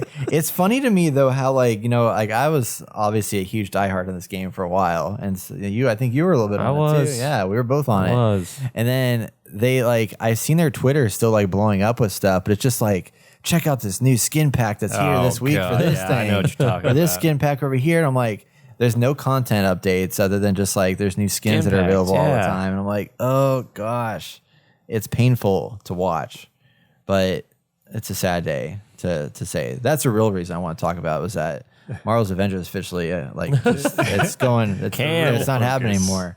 Did you guys see the Superman motion trailer for the Unreal 5 engine? I did not see the Superman one. It's not Superman officially, but it's just dude Yeah. flying through a city. Okay. And I think the developers I want to make a game based off of this type of thing because it looks Yeah. so good. Uh-huh. Look it up real quick, see if we can find it. I watched it this morning. It's wild the stuff that this thing can do. I was watching a video of a guy that was like, I'm gonna show you how to build a world in Unreal Engine 5. I think so, yeah. He was like, I'm gonna build a world in Unreal Engine 5 real Yes. fast. Good. Oh, yeah. So they included the Matrix world as a free download in Unreal Okay. Engine 5. Oh, okay. So this is the Matrix world that they built for the showcase, the purpose of the game engine. And then now people can download it and build their own technologies within it just to have something to work off of. I feel like you could make a Superman game just like everyone would have to have. Oh shoot, look at that. Kryptonite bullets or something, right? Yeah. You'd have to have big enemies that did, yeah. Or a red sun or something. Something to weaken him. Yeah, they have red sun guns. Red sun guns, yes. Oh my gosh. Wow, look at that! Holy shit! Huh. I'd play this demo. If I could just fly around like this in the city, I would. Yeah. I would love it. That was one of the best parts about the Miles Morales and the Yeah. Spider-Man game. We're just Yeah. swinging around the city. Swinging around the city. It's so smooth. Yeah, I had so much fun with that. Yeah, I'm excited to see what like the future Spider-Man looks like with Unreal Engine 5, assuming they use that, because it really does. I mean, it's some of the visuals that they have in here is just I'm real curious about insane. that Witcher game you just mentioned. yeah, and it's not gonna have Geralt anymore. They're doing Oh, they have a really? different Okay. Witcher. Yeah, Probably gonna be Siri, but I think it should be someone completely different. I've and seen set it- before. Set before. I've seen a lot of rumors of like who they think it is, and a lot of what I've seen is like they think it's not gonna be Siri. It won't. It's gonna be like a whole new like Awesome. era potentially, which would be really cool to see. But yeah, Futuristic. Cyberpunk. Witcher. I know. Oh gosh, yeah. But this Unreal Engine 5 thing is crazy. Like I'm really interested to see what We should get what our some Dragon future Ball games Z look games. like. Dude, totally. Oh yeah, Dragon Ball Z game in this would be amazing. Yeah, I gotta look this up. Everybody listening, go look this up. Well, just how easy it is to like build worlds now in this game. Like I saw this guy that like they have this technology where you can build like height maps in a game by just like putting different like color gradations in this like flat map, and then you import it into Unreal Engine 5 and it creates like a massive 36 by 30. Like it basically builds a Grand Theft Auto size map, like terrain, in like 5 minutes. Like Jesus. fully decked out with like as much like rock and you know indentations and this that whatever as you want, and then you just got to paint trees onto it, and then it's just like bam, you got your world. Just the collisions and the particles, the breaking Yeah. apart of everything is just so great and dynamic. I love how even when he was like blasting those rocks apart with his laser eyes, that just looked so good. Yeah, so much all How the many times did pieces. Superman like go off planet to go fight other creatures and stuff? I don't fucking know, not off the top of my head. I mean, they can do. If we're talking about a Superman game, they can easily do it. They just haven't been doing it right recently. Right. I agree They with could, that. like Joe said, they can have the Red Sun involved where he's a little bit weaker and still fighting off bad guys. You can do something like that, or I mean, fuck it, just make him the Man of Steel, and just like they did with the Wolverine game, where he takes damage, and more damage he takes, he eventually fucking dies. But you can see the healing factor in the Wolverine, and I mean, you can have something similar with goddamn Superman. Just I don't fucking started know. out where he gets like an injection of kryptonite or something, and it's slowly killing him throughout. So you're weakened, but not completely like helpless. Yeah. And that way you're working towards the goal of getting this removed from you or something. Yeah. But there's tons of ways they could do it. Yeah. I like it. At the end, like you have the full power of Superman, and you can Yeah. go all out. But I mean, that's your Doomsday fight, basically. You're fighting Doomsday where it is just a brute force battle Yeah. where he can still kill you, but Right. without the use of kryptonite or whatever. Yeah. That would be pretty fun. I'd be interested. Or Do you off think it'll planet happen? where there is a red sun over Yeah. something. Or There's tons of ways. just not have a Superman game. Or that. Just give us a good Green Lantern game. There you That's go. what I There you want. go. Green Yeah. Lantern, fucking, or make up your own fucking Superman. Now we can do it. Yeah. Well, cool. Unreal Engine 5 coming soon to Nice. a console near you. Invincible. Pretty crazy. Do Invincible. Oh, dude, That'll be a good yes. one. Be amazing. What's that? Invincible? Did you watch the show? Or the comics? It's based off No. the comics. Yeah. Okay. Never mind. It's pretty good. It's great. Has That can be, Steven- we can talk about that in the random Steven segment. Yeun. Okay, whatever. Fuck it. All right. So, sad day, everybody. Ghost Recon Breakpoint has ended their live service. No more new content will come from Ghost Recon Breakpoint. What? No. The end of an era. End of it. That My is Game Pass is one of those over. games that, you know, like I never thought I'd play. And then this guy pulled me into it was Sam. And then we got obsessed with that game and I put 100 hours into it. Dang. Yeah, we put a lot of time It was a into really it. bad, fun game. So Ghost Recon Breakpoint has reached a breaking point. Yes, Yeah, there you go. exactly. Yep. We played all the content, didn't 100% it, but played through all the things. And with the announcement of them ending support for it, basically, they're not ending support. They're still going to maintain the servers. They're just not doing any new content for it. But they are entering development with a new game for Ghost Recon, and that is kind of wild to see that we already have a new one come down the pipeline. In addition Hopefully to it's Frontline. fuck Frontline. Hopefully it's an actual Ghost Recon game. I think it is. I think it's like an actual It like better be. mainline, like it's gonna be like a Wildlands or a Breakpoint. But I'm curious. So what I want to talk about is like, boy. what do you think needs to be like? What do you want from this game? Like after us having played Breakpoint, like what do you think would really put it into the realm of like, fuck yeah, I'm excited. Go about back this. to the actual classic games. Which with ones? Ghost Recon. We have to like stealthily enter. Yeah, I don't like that. You can get killed really Nah, easily. that's lame. Just kidding. You have to snipe and like actually come up with a game plan. Well, that's what they kind of have with this one, unless you become Yeah, OP'd and just fucking run it's because in there everyone got Leroy pissed Jenkins off, style. and they're like, "Well, we need to put these options in now, so people can make the game that they wanted to play from the beginning, and not the one that we thought that they wanted to play." Yeah, it was fine. I mean, they fixed it. They fixed it. It was. I think it's a little too far now. It's on the path that it's at right now, and they're getting gameplay. They're getting people to play the game, and people are enjoying it. What they really need to do is go back to what Ghost Recon Wildlands was, and do that instead of what Breakpoint was attempting to do. Because Wildlands didn't have the gear score and all that stuff, No, it right? did not. It was just like you pick up weapons and you pick use up that. weapons, you attach shit to them, make them better, and all the shit. But you had to actually go out there and explore the world. It gave you a purpose of exploring the world instead of this gear score bullshit. Which is Wait, so what was the reason for exploring the world in Wildlands? to take out the cartel. Okay, so it was just a story driven. Yeah, story driven. It was open world. You start wherever you want to start, kind of like Elden Ring. If you go into an area that you're going to get your ass stomped, you're going to get your ass stomped. You're going to learn, and you're going to move back and explore the world some more. Were you like trying to?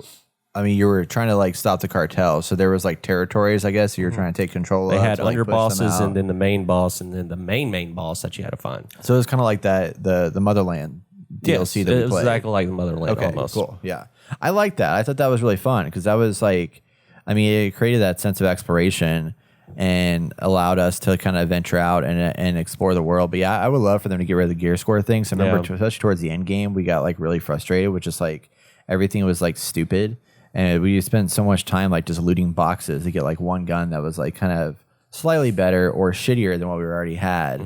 But the fun of this game, I think, was just like exploring the world. And if they made a better story, because the story on Breakpoint wasn't great, some of the DLC stuff was interesting, and added like the Terminator side content was really fun.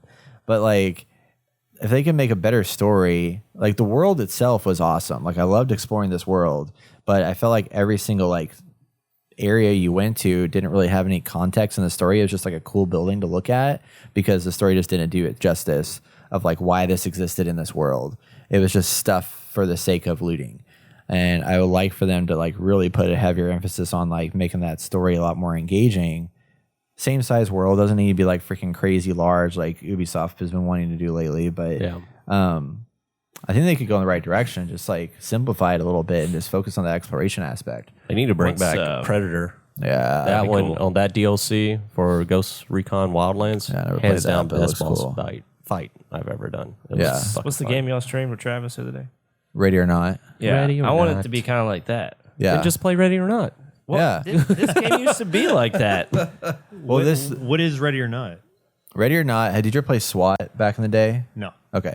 So Ready or Not is like it's like a SWAT based tactical shooter game. So it's very small scale, 5 players. You're fighting. It's like it's a co-op game where you're fighting against AI, but you're basically you're tasked with like going into a building and rescuing survivors. And there's people that are like locked up or whatever, and you gotta like save them.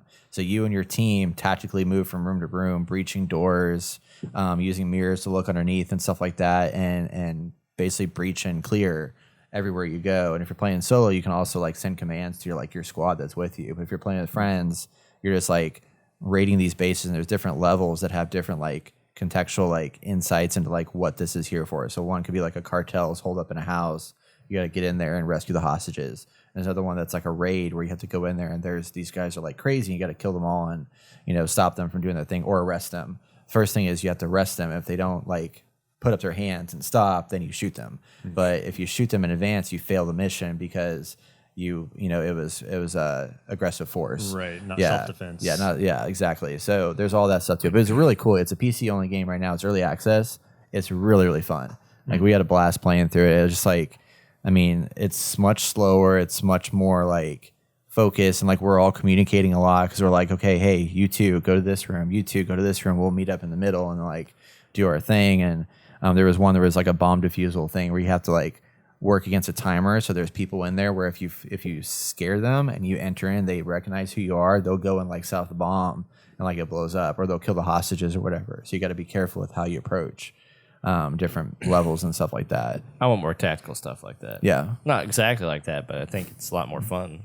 yeah, It's like, hey, don't get spotted. yeah, exactly. Yeah. Is that so? What's the difference? So what's Ghost Recon like then, gameplay wise? It's similar to that, but to a point, it's not as It's more tactical. gamified, I feel like. It is, especially the Breakpoint. Breakpoint is more gamified. The other one, Wildlands, when they first revamped this whole series, it was more tactical. Sam and I actually communicated very well when we would play through it and actually have a plan to sneak in and not get spotted and go in there and take out a bad guy or grab a bad guy and drive off with him.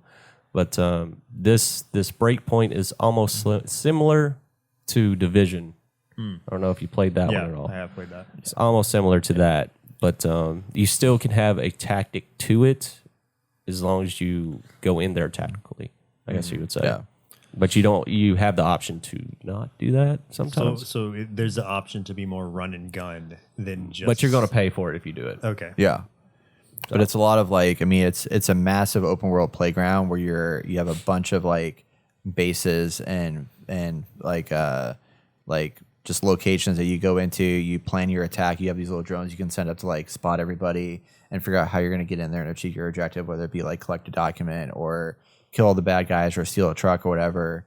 And you roll in there, do your thing, run out, and then go to another next mission at another location. But it's all open world. There's no like loading screens between different stuff. Is the incentive of continuing through this? Are you leveling up yourself, your items? Like, what are you gaining from doing this? Yeah, leveling up items yourself.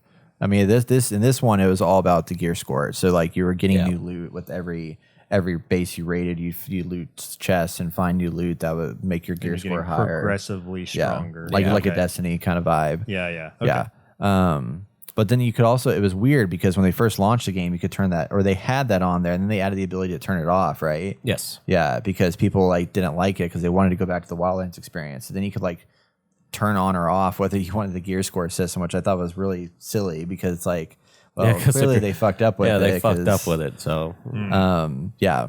But it's, I mean, it was really, I mean, obviously 100 hours of time. Like it was fun to play with friends and like do the tactical thing and, you know, run through all this stuff. And Ready or Not's a lot like that, but it's focused levels. Whereas this is like a big open world of a bunch of levels at different areas of the map.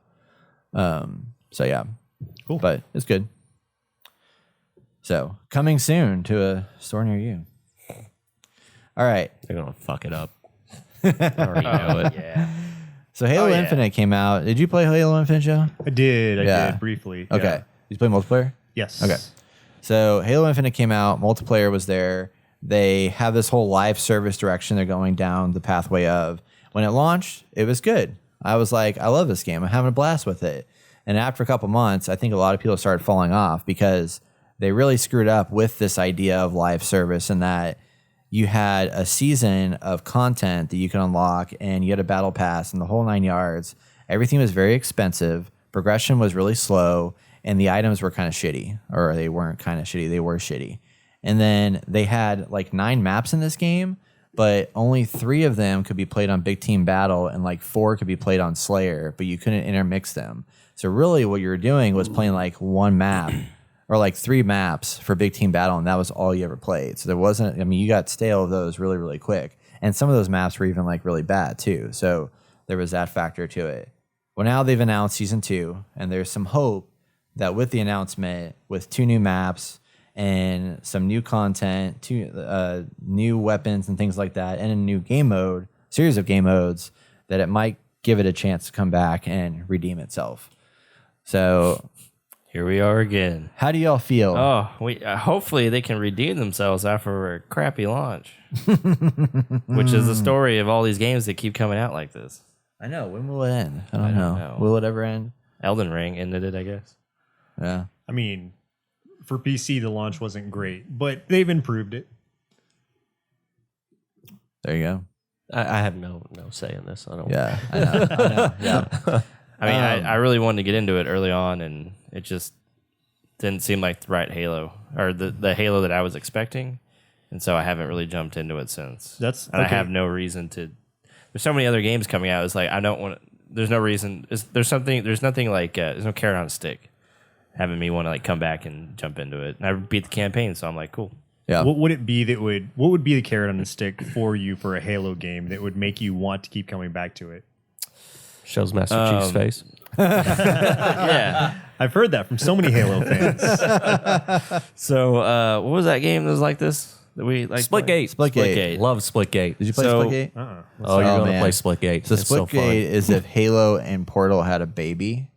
So it's arena-based shooting with all the. I mean, literally, it's like a clone of Halo with all the same types of guns, stuff like that. Then you had a portal mechanic where you could like put up a portal here and a portal there and walk through the portals, and that was in a multiplayer experience, and it was super awesome. Super adding fun. that extra layer of The visuals are shitty, competitiveness. Yeah, but the it visuals is are so great. fun. yeah, it's So free to we play. played that in anticipation for Halo Infinite multiplayer, and I was like, man, this just feels like the old Halos. Like it just has that nostalgia feel, and it plays great, like super smooth, like easy controls. You can pick it up and just like you're in it, right? Then I jump into Halo Infinite, and I'm like, why does everything feel laggy? Like just nothing felt right when I was moving around and trying to shoot people and stuff.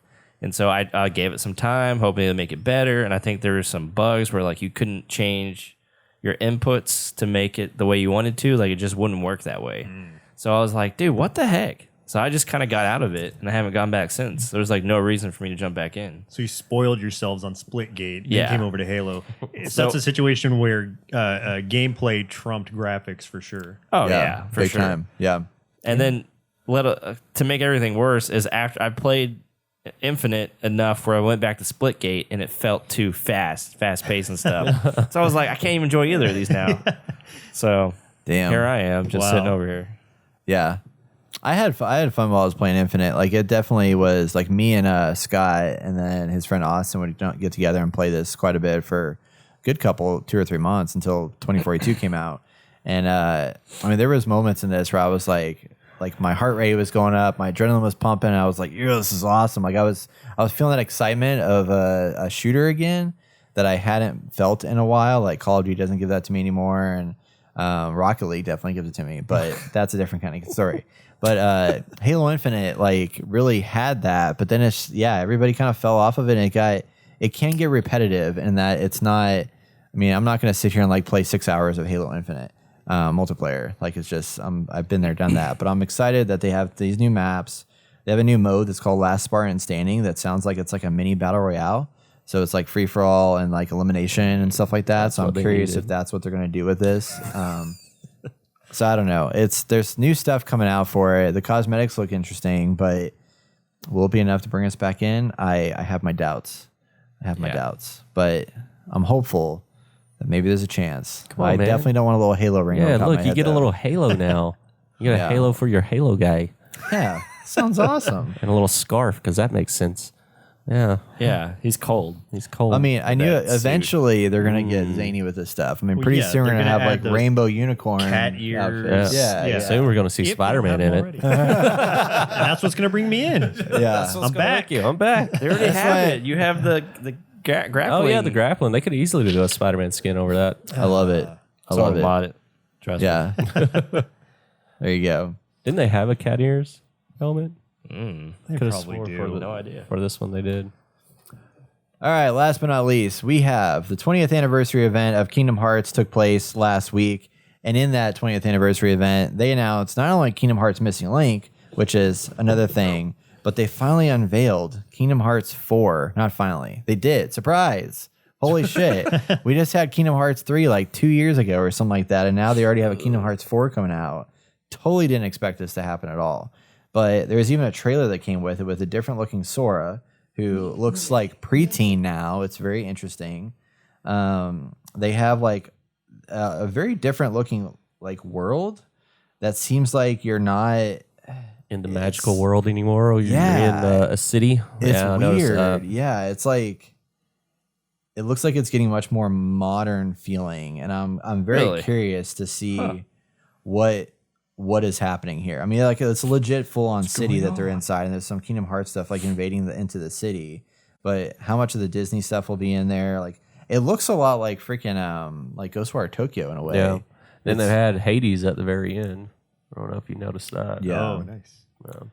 But it's definitely I don't know what to think of it, to be honest. Detroit become Disney. Yeah, right. Seriously. Disney. But I mean, color me intrigued. You know, I'm interested. Color you intrigued? There's a scene where he's like Rather freaking not. running up the side of a building, and then doing flips off the wall, skyscraper, to jump on top of a bad guy. Unreal Engine 5. It kind of looks like that. The face is not so much, but yeah. I mean, this is nothing like what I've expected Kingdom Hearts Maybe to look like. Sora was in a coma this whole time, and he's actually in the real world.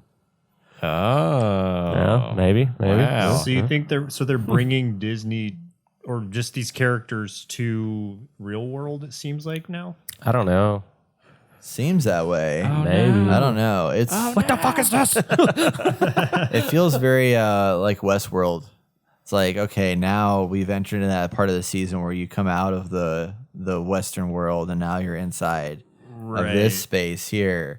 This is like some But you're Inception still using shit. a big key weapon. Yeah, you got your Keyblade going on. So I wonder if there's going to be like Drugs. actual, like guns and stuff now. That it's Oh, that'd be interesting. real world At the end of the stuff. game, it's just going to be a bunch of people watching this guy in the street going, huh? That's basically Godzilla, just He's, in another form. He's been on shrooms for too long. Maybe it will be a Westworld thing where he's like hooked up to something, his brain, or he's hooked up to some kind of machine, and this whole time Kingdom Hearts has been that him existing Yeah, in a right. virtual world. Just using his imagination from all the Disney movies Yeah. he watched. All right, I'm intrigued. I like the I 3D. mean, it looks good. I just don't Yeah. know how to feel about the cityscape. Yeah, it's I'm just okay so with it. For different. now. Maybe that's just a small portion of it. Yeah, though, so probably. It's not fair to even judge it yet. I mean, the Kingdom Hearts game, there's a lot of like teleporting where you like go around to different worlds and realms and things like that. It's just really, it's all over the place. So I could see this just being a piece of that. But I'm just really curious to know when this is coming out, because I mean, the last Kingdom Hearts took forever to come out, and then it was just like it was fine. But I mean, I don't know. I'm interested. I mean, I like Kingdom Hearts. You guys are. I played the third one. I did not enjoy it. No, I did not get very far. Yeah. Yeah, I've never played a single Kingdom Hearts. Maybe this is a point where I can jump on, I think you should. prep for it. So Yeah, I want to maybe. hear your thoughts. I definitely do. I think it'd be I know worth everyone who loved Kingdom Hearts loved the last one, but I just couldn't get into it. hearing. Yeah. Anyway, so that's the news we have this week, everybody. A lot of stuff, a lot of exciting things coming down the pipeline in the future. If you want to see more of this, you should head over our YouTube channel, youtube.com/innergamer. Help us get to that 1,000 subscriber mark. We're so close. So close. So please help us get there. All you gotta do is just hit that subscribe button or the follow button, or whatever the hell they call it now. It's got some name. You know? Everything keeps changing all the time. Just hit all the buttons. Hit all the buttons. Brett's getting old. I'm getting old. Yes, I am. Yeah, back in my day. Anyway, That's what Jason says. we'll be right back with our discussion topic. Stay tuned. Don't go anywhere. Grab a coffee, maybe. It is time for our topic of the show, and this week we're going to talk about whatever the heck we want, because this is what I call the random segment. Changing it up. So we're just gonna sit here and just Talk? go on some random conversations. Go back to our earlier podcast where we actually had a random segment. Yeah, we used to have this is like a regular like piece to this the whole thing. This And is we what released used to two do. podcasts a week. Because originally we were gonna do like news and TV reviews or movies and TV reviews too as like part of it. Right. And we did for a hot minute, and then we realized that's too much stuff to keep up with. So then we went just all in, and then the rest is history. So now I'm sinking again. Here we go. I've noticed Slowly it. dropping. For those audio listeners, my chair likes to sink on me. So every once in a while I watch it start on dropping YouTube. slowly. That's right. Yeah. Yes, watch on YouTube. So let's talk about the Halo show, y'all. Oh, I've here been we watching go. this Halo show, and it is something. Did Yeah. y'all watch the third episode yet? I haven't watched third episode yet. Okay, cool I beans. canceled my Did subscription. you watch it? Oh yeah, I'm canceling mine. I wasted my 7-day free trial on this bullshit. So there's that. I am not a fan of Halo. I've Wait, never why didn't been. you watch 1883? Because those I will buy. Oh, okay. Paramount Plus sucks. Yeah. Like hands down, it sucks. Even their South Park content, I watched their that's fucking pretty good. post-COVID and COVID shit. You don't like It that? Sucked. What? It was amazing. It was terrible. I Oh hated it. my gosh. Yeah, hated it. Okay, I don't trust your reviews Everything anymore. else, everything else on Paramount Plus is a fucking waste of time. Besides 1883 and Yellowstone, but those are TV series that I'm going to buy and not waste my money on. Well, even Yellowstone, that's the funny part. Is like even Yellowstone's not on Paramount Plus. It's on another. It's on like Peacock or some shit. Yeah, Peacock. Yeah, and it's like, really? Why? What? Why would they do that? There was issues licensing deal. licensing Yeah. still. So, but yeah, so Halo, I'm not a big fan of to begin with, and I jumped into this hoping that it would be great, because I love TV shows. I love watching TV shows. Hence your podcast. Hence my podcast. We reviewed it, which should come out this week. We had Travis on to discuss Halo in general, and he had the same thought as me. Coming at it at an entertainment side, it was straight up shit. The storyline shit. They revealed Master Chief John. Is that his fucking name? John. They reveal his face way too early, and then half the time, the rest of the show, he has his helmet off, and he looks like a fucking reverse Funko Pop. His head is so goddamn tiny, and his armor's all the way up here. I don't understand why they showed it. If they would have went the Mandalorian route, where they showed it at the end, Yeah. I think I would have been okay with, just a once should little have done peer. I mean, they did show at the end of the episode. At the end of the fucking series, you dick. Trying to grasp the storyline of what's happening is ridiculous. And then also there was this one scene in the very first episode where the rebels are fighting the Covenant, and they're this one guy's lighting them up with his Gatling gun, not doing any damage to these fucking alien shitheads. Well, all the rebel guys, all the rebel guys are down. Master Chief comes in, he grabs a Gatling gun, takes out like fucking 3 of them. I know. It's like, how is he It's any even worse. better? He gets a than pistol, and he's just like, boom, boom, boom, boom. So I killed you. As soon as I saw that scene, I was just like, I'm fucking done. There's no way this show's going to be a great show. And they already got approved for a season 2. Oh my gosh. So that What? is my thoughts on it. It is most definitely a skip. I would not even bother wasting your 7-day free trial on this. I wouldn't bother even purchasing this. I would, if you own a Halo game, I would rip up the Halo game into pieces because of this show. It is straight up garbage. But what if it's on my drive and it's digital? Then you break it. The Pick Halo's up your not computer, bad. you pick up your fucking show's console and break terrible. it. Lordy, lordy, Yeah. lordy. Yeah, it's really bad. And the thing that threw me off that I hated, like in the first episode, was like they tried. It's funny because like they came out and said that they didn't play the games, the creators or whatever. Apparently, didn't play the games because they didn't want to be influenced by them or something like that. And then they like had a segment in the fight scene where it was first person with like your shield and like the whole HUD from the game in there. I'm like, this was unnecessary.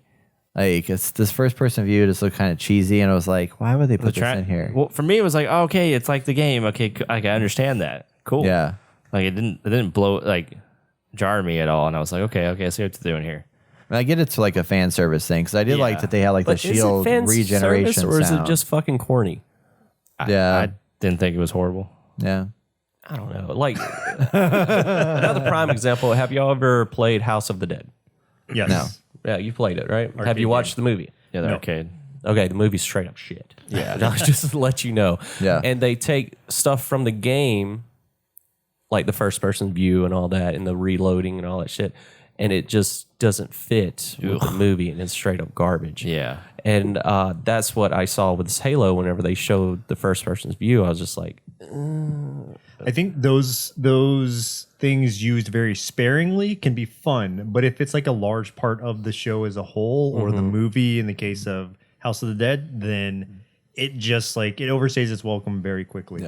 So yeah. And that is like, I mean, like Austin was saying, like it wasn't too bad because like there was like a couple scenes where they had it in there, and then after that they didn't really show it at all. yeah, because he But- doesn't wear his helmet at all. So Oh yeah. Well, that's the other thing I think y'all were talking about on your podcast. Were like, what's he doing with this helmet the entire time it's off? Like he's running around like doing talking to all these people and stuff. Is he just holding his helmet on the side of his shoulder the entire time? Like, I don't fucking like know. I don't. Speaking about that, understand. the CGI is shit. Yeah. In The, episode I didn't think it 2 was when- horrible. The but brutes don't I look know what bad. I thought they episode looked two- pretty. Or what are the? They showed Are they the brutes? brutes? No, elites. what? Elites. The elites. That's what it was. Yeah. Yeah. Brutes, elites, same difference. I'm just kidding. Yeah, the elites look pretty interesting, and then that one like enemy person. See, I don't even know the names of anybody because it's just none of the characters are very memorable. But Yeah. You Like- don't need.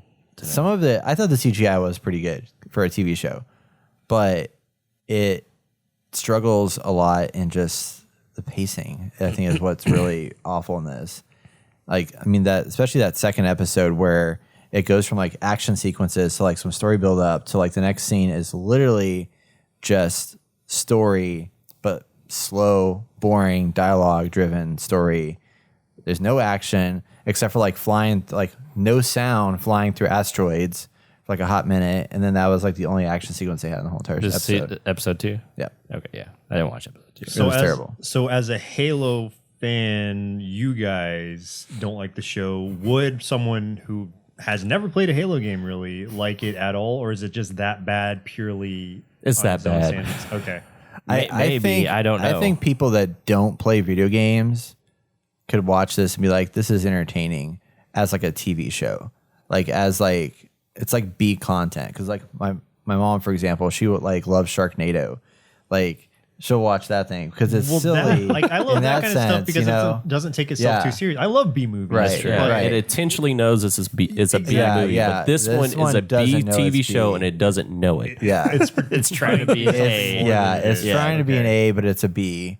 And it's like, you know, I think this is a show that would fit really, really well on like CBS or NBC. Like it's Sci-Fi a channel. broadcast or Yeah. sci-fi. Yeah. Sci-fi channel. It makes sense with sci-fi channel. It's like, it's not your A tier level quality stuff. And not to be called Halo, because that was just a money grab. Yeah. They could rename the show anything else and it probably did Yeah. better. Yeah. But since they called it Halo, everyone's expecting Halo. And Steven Spielberg's producing this shit. Oh, he has So a shit ton I- of money you can He's throw at. Who crazy. cares? I mean, early on, I realized that it came out that this is a different timeline and they're going to take liberties of changing certain things. It's like, okay, I can understand that. Let's see where this story goes. And, you know, get through the episode, I felt like, you know, it's okay. I still want to know where, like, the characters get developed. But then at the end, it's just kind of like, okay, Master Chief took off his helmet.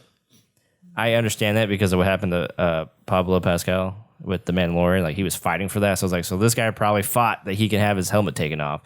But it just didn't make sense to me that the soldier who's trying to get on the side of this person who has a gun at their head to take off his suit and then just leave it off, and or take off his helmet and leave it off, and he's about to be, you know, there's a bunch of soldiers, army guys out there. I can't say that for some reason. And he might get his head blown off. Like, that just doesn't make sense. So do you think if he put the helmet back on, melded it to his suit, and fed through a tube so he could never take it off again, would that satisfy you? Would that be what you want? I just wanted him to 100%. put it back on because he was in a hairy situation which did not warrant for him as a soldier to leave his helmet off. I see. But he And had it's just like- man. He had dreams. know. Maybe that helped him aim better with the God, Gatling gun. yeah. That's why he did That's so true. good with That's it. true. I will say that the helmet being taken off in the first episode wasn't as big of a shocker for me. Like everybody was freaking out about that. I didn't mind that as much. What I was Right. more concerned about is the next episode. He never had his helmet on the entire time. Yeah. Like See, except for that like doesn't one make hot sense. second. And I'm He like, took the whole armor off. he Wow. wears it's Wow. like- it's just weird that it just doesn't, it's just not canon. It's not like in part of the story. It's like, you know, of this character. It's like Boba Fett. They have Like, to you go guys talk to a about Boba facility Fett. to literally have screws unscrewed on their suit in order to take it off. Yeah. Nuh-uh, that's not true. And this one, it's this just one you clothes. don't. Oh, yeah. So- This one you don't. Yeah. Yeah. It's just clothing. That's This is fine. the new Halo. I see that. The Halo for the new game. There's going to be a DLC. It's gonna I hope. Yeah. I hope It's him they- without a suit. It's He's just running around. I hope season 3 of Halo Infinite is a crossover with the TV show, and they just like really just. I hope so. I hope so. Well, apparently it's just going downhill because they had released the first episode on YouTube and it got ratioed with likes and dislikes. And then there's so many bad comments on it that they had to eventually make it private. Wow. Did they really? Yeah. Yes. I didn't know that. So That's people cool. can't even watch it. And people were saying that was a telltale sign that they're putting on YouTube that the show is doing really bad. Yeah. Because they're trying to entice people to come watch it. The next move they're going to make to try to bring people back into it is have Fortnite skin of helmetless Halo dude. Yes. Yes, I want to see Because it. they wouldn't put that in a regular Halo game. That would upset fans. That's They can right. put it That's in right. Fortnite because Fortnite, anything yeah. goes. Yeah. So I know Travis. I mean, you tell me how much you remember, but Travis is talking about this should have been about, because there are rebels within the Halo universe, and I think it would have been cool. And Travis said that you could have been following an ODST squad with the USMC Marines, and you're fighting the rebels, and then it gets to the point where they need Master Chief. They're being surrounded, so he finally comes in, and you're watching the view of one of like the leader of the ODS team is with Master Chief, so you kind of get that connect. You have the human connection with the just straight up robotic soldier, and then the Covenant come in. Yeah, I would have watched that. That'd be good. Halo is more not Halo. Master Chief is more of a side character than anything. Yeah. and we're mostly focusing on the ODST. Because those are like human characters, and you can actually get their helmets to come off. Yeah. And they have visors that you can see their like inside their helmets. Yeah. So like in the game, it's just like this, like a sunglasses, but then it goes away and you can actually look inside. Yeah. That would have been cool. But you know what? It's too late now. I mean, it's they're way not too gonna late. do It's that. fucked. So I'm really concerned now about like this was like We're really shitting on stuff today. this was like my hope that we would be seeing some really good like video game adaptations coming out, and then to see that it again is not a good video game adaptation scares me for like the Last of Us TV show, the Assassin's Creed TV show, God of War, the Uncharted on movie, Prime, which you saw the Uncharted movie. Was that? And that how was that? So that's my next little topic on here is about us seeing these shows, didn't like it. seeing these movies. How do y'all feel about it going? Because it's obviously going forward. Yeah. We have Assassin's Creed, we have God of War, and then the Uncharted. I did not like Uncharted. Yeah. I Did you thought see Uncharted? No, I've never played the games though, so I have no attachment. Yeah, so that's they one where should you're playing have. They too. should It's have. pretty This fun. movie could have been named National Treasure 4 or something else. Yeah. And it would have did just as well as it did now. I mean, they could have. They could have just came up with their own character. That's what it felt like. So since I was tied to the Uncharted series so much that I watched this, and I was like, this is nothing like what I was expecting. Yeah. Yeah. So Well, I think this is a bad sign because it's great that all these companies want to make content that reaches more people. something that we can consume too. But if it's just not being successful, they're just going to stop making it. Yes. Which could be a good thing too, because it's like I'd rather you not defame these great characters and stories that we love already. It's like, why are you going to make The Last of Us like the game? But the game's already out, so like, why not figure something else out that isn't good? Like, why retell that story? I think that's a good topic of discussion, period, is if as video game players ourselves, as people who play video games, is there any property that you would want to see a movie or a TV show of, or are you satisfied by just playing through the story and experiencing it that way? Usually, I'm satisfied playing through the story. Yeah. Because like it's something new, it's unique. I mean, it's different from movies and TV shows because you can actually interact with the world. Yeah. And it's like that experience is unique and you're not going to get that anywhere else. It doesn't translate the same way. Yeah. Right. I mean, I think there's a reason that, like there's certain stories that are told through video games because like the player choice is such a crucial piece of that story where it's like, in Halo, it's like, I can't decide if I'm going to go attack this, forward operating base versus over here. It's like the story is defined to tell me where I'm going to go. But in the game, it's not that way. And I think that's what makes it so interesting. And I don't know if one thing I feel like is very lacking still in games is that storytelling just generally just doesn't feel as real or enriched. I mean, we talk about Forbidden West a lot where just like the acting isn't great. Yeah. But so there is that problem still with like the fact that there is so much choice in the game that the story itself, like the heart of the story kind of loses its essence a little bit. But at the same time, it's like, I don't know if any of these should be like the Last of Us show being recreated. Like, I don't know if I don't need that. Like, I feel like the game does it justice and gives me the ability to like immerse myself into that a lot. Yeah. And I don't know if I care to see that come to life in a TV show by characters who I already know as these characters. Right. And especially knowing that it's the same story that they're telling over again, like in a TV form, like, I don't know. But then again, I also thought Halo would be great to like go off on its own realm. And now having seen it, I'm like, now I want it to be more like what I've seen already, but just like a different piece. Like I was hoping The Last of Us would have been like, let's fill in the gaps between the two games or something like that, where it's not That'd be something cool. we've already seen. Right. But instead, it's like basically Last of Us 1 just retold again, I think, is what it sounds like it's going to be. I feel like there's a stigma that keeps people from creating things or companies from creating animated features, even though I feel like a lot of these things would be better as animated, either animes specifically with that type of like really fluent style or CG in some way. I feel like a lot of these video games would translate much better that way because you lose a lot of the like just the special effects and how like crazy things can get in games, and it becomes a lot more like ground level, and that kind of makes it boring for a lot of viewers, especially people who are fans of the games. Like the Castlevania anime was amazing. I love Castlevania games, and the anime translated it over so well and just broke the story or combined the story into a lot of the same parts of the same path. So it wasn't like a direct translation of the game itself, but it was enough to where, as a fan of the games, I was able to recognize the characters and appreciate it for what it was. But I could not see that working live action. Yeah. Did you watch the Arcane show? The League of Legends? I did. I heard that was really good. I heard that was really good. Oh, And no, that's it was another amazing. that's another example, I ending? think, that is like, I mean, because that was created by the game development team. Like that wasn't made by like some third party studio. That was made by the people that make the League of Legends cutscenes and stuff like that. I thought that was really cool. So do you think it would be take. better if the video game company actually made the movie themselves? Yeah. Probably. Well, because like, I mean, I know 343 was involved in this property in Halo, but I don't think they had a huge involvement. It wasn't like the creative director was there. It's like the Last of Us show, like Neil Druckmann is like, he is 100% involved in this. And like the Borderlands movie that they're working on, which I forgot about not that. sure about that, but Randy Pitchford is like That's gonna be 100% on trash, I'm set. And then the Super Yeah. Mario Oh gosh, yeah. one. Oh yeah.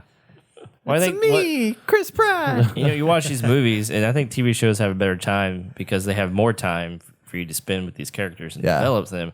As in movies, you have to tell a whole story in like an hour and a half to 2 hours, 2 hours and 30 and minutes. it's very, very hard to do that.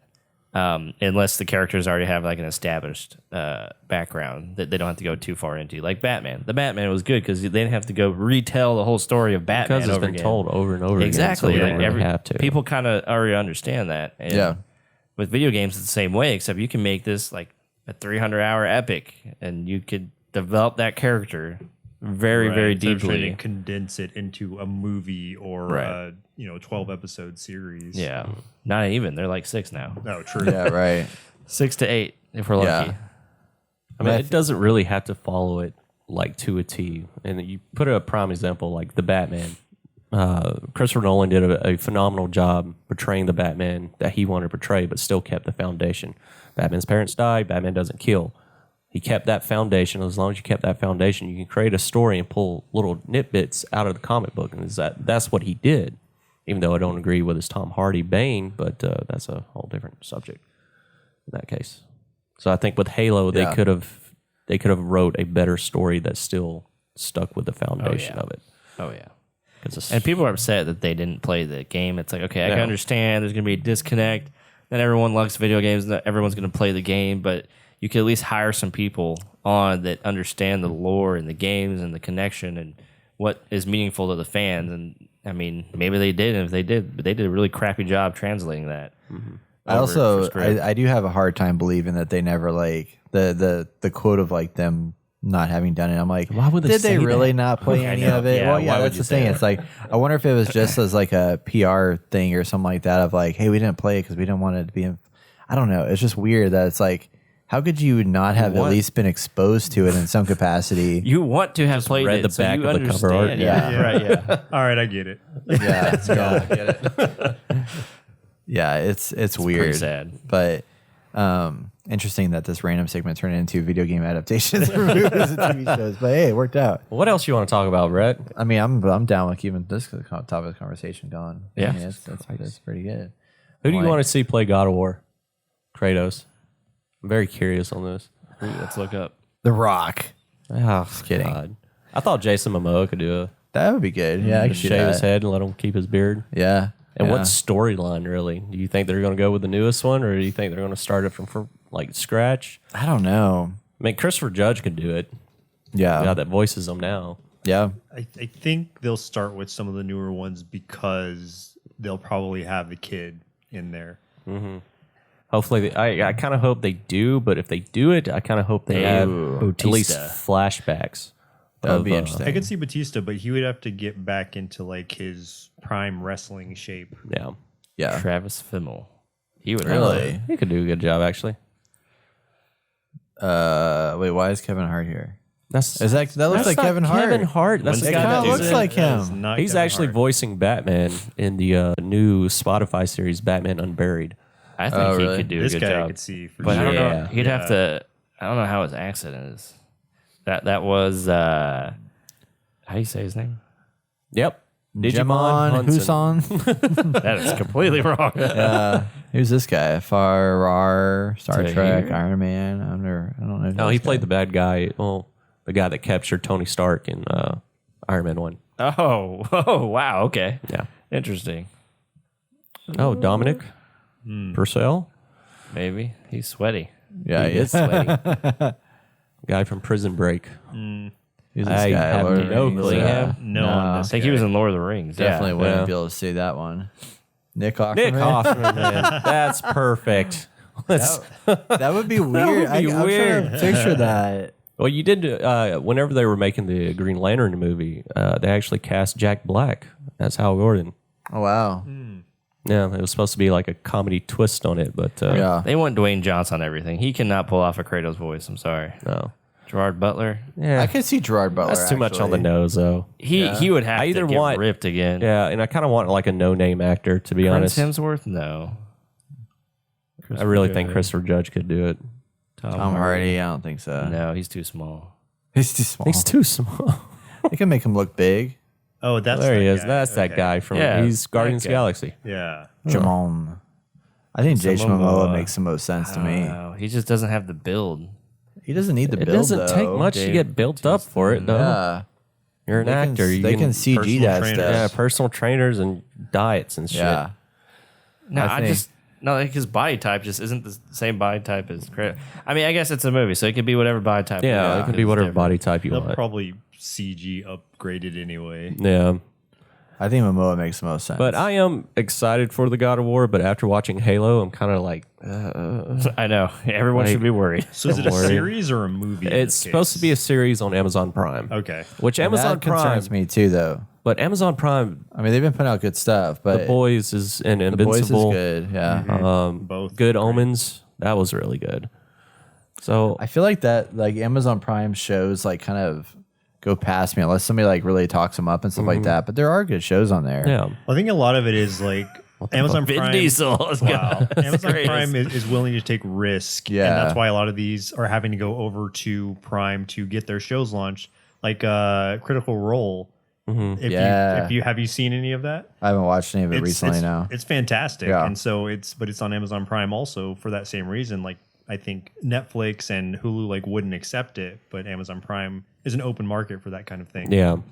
Dude, they should totally have a wrestler. Find a really good actor. Oh my God, that's so hard to do. I know it's hard. That's so hard like to John do. Cena, amazing guy.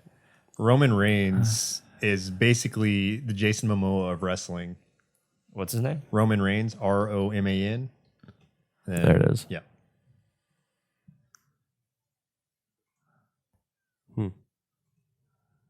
I can see him doing it. Okay. Yeah.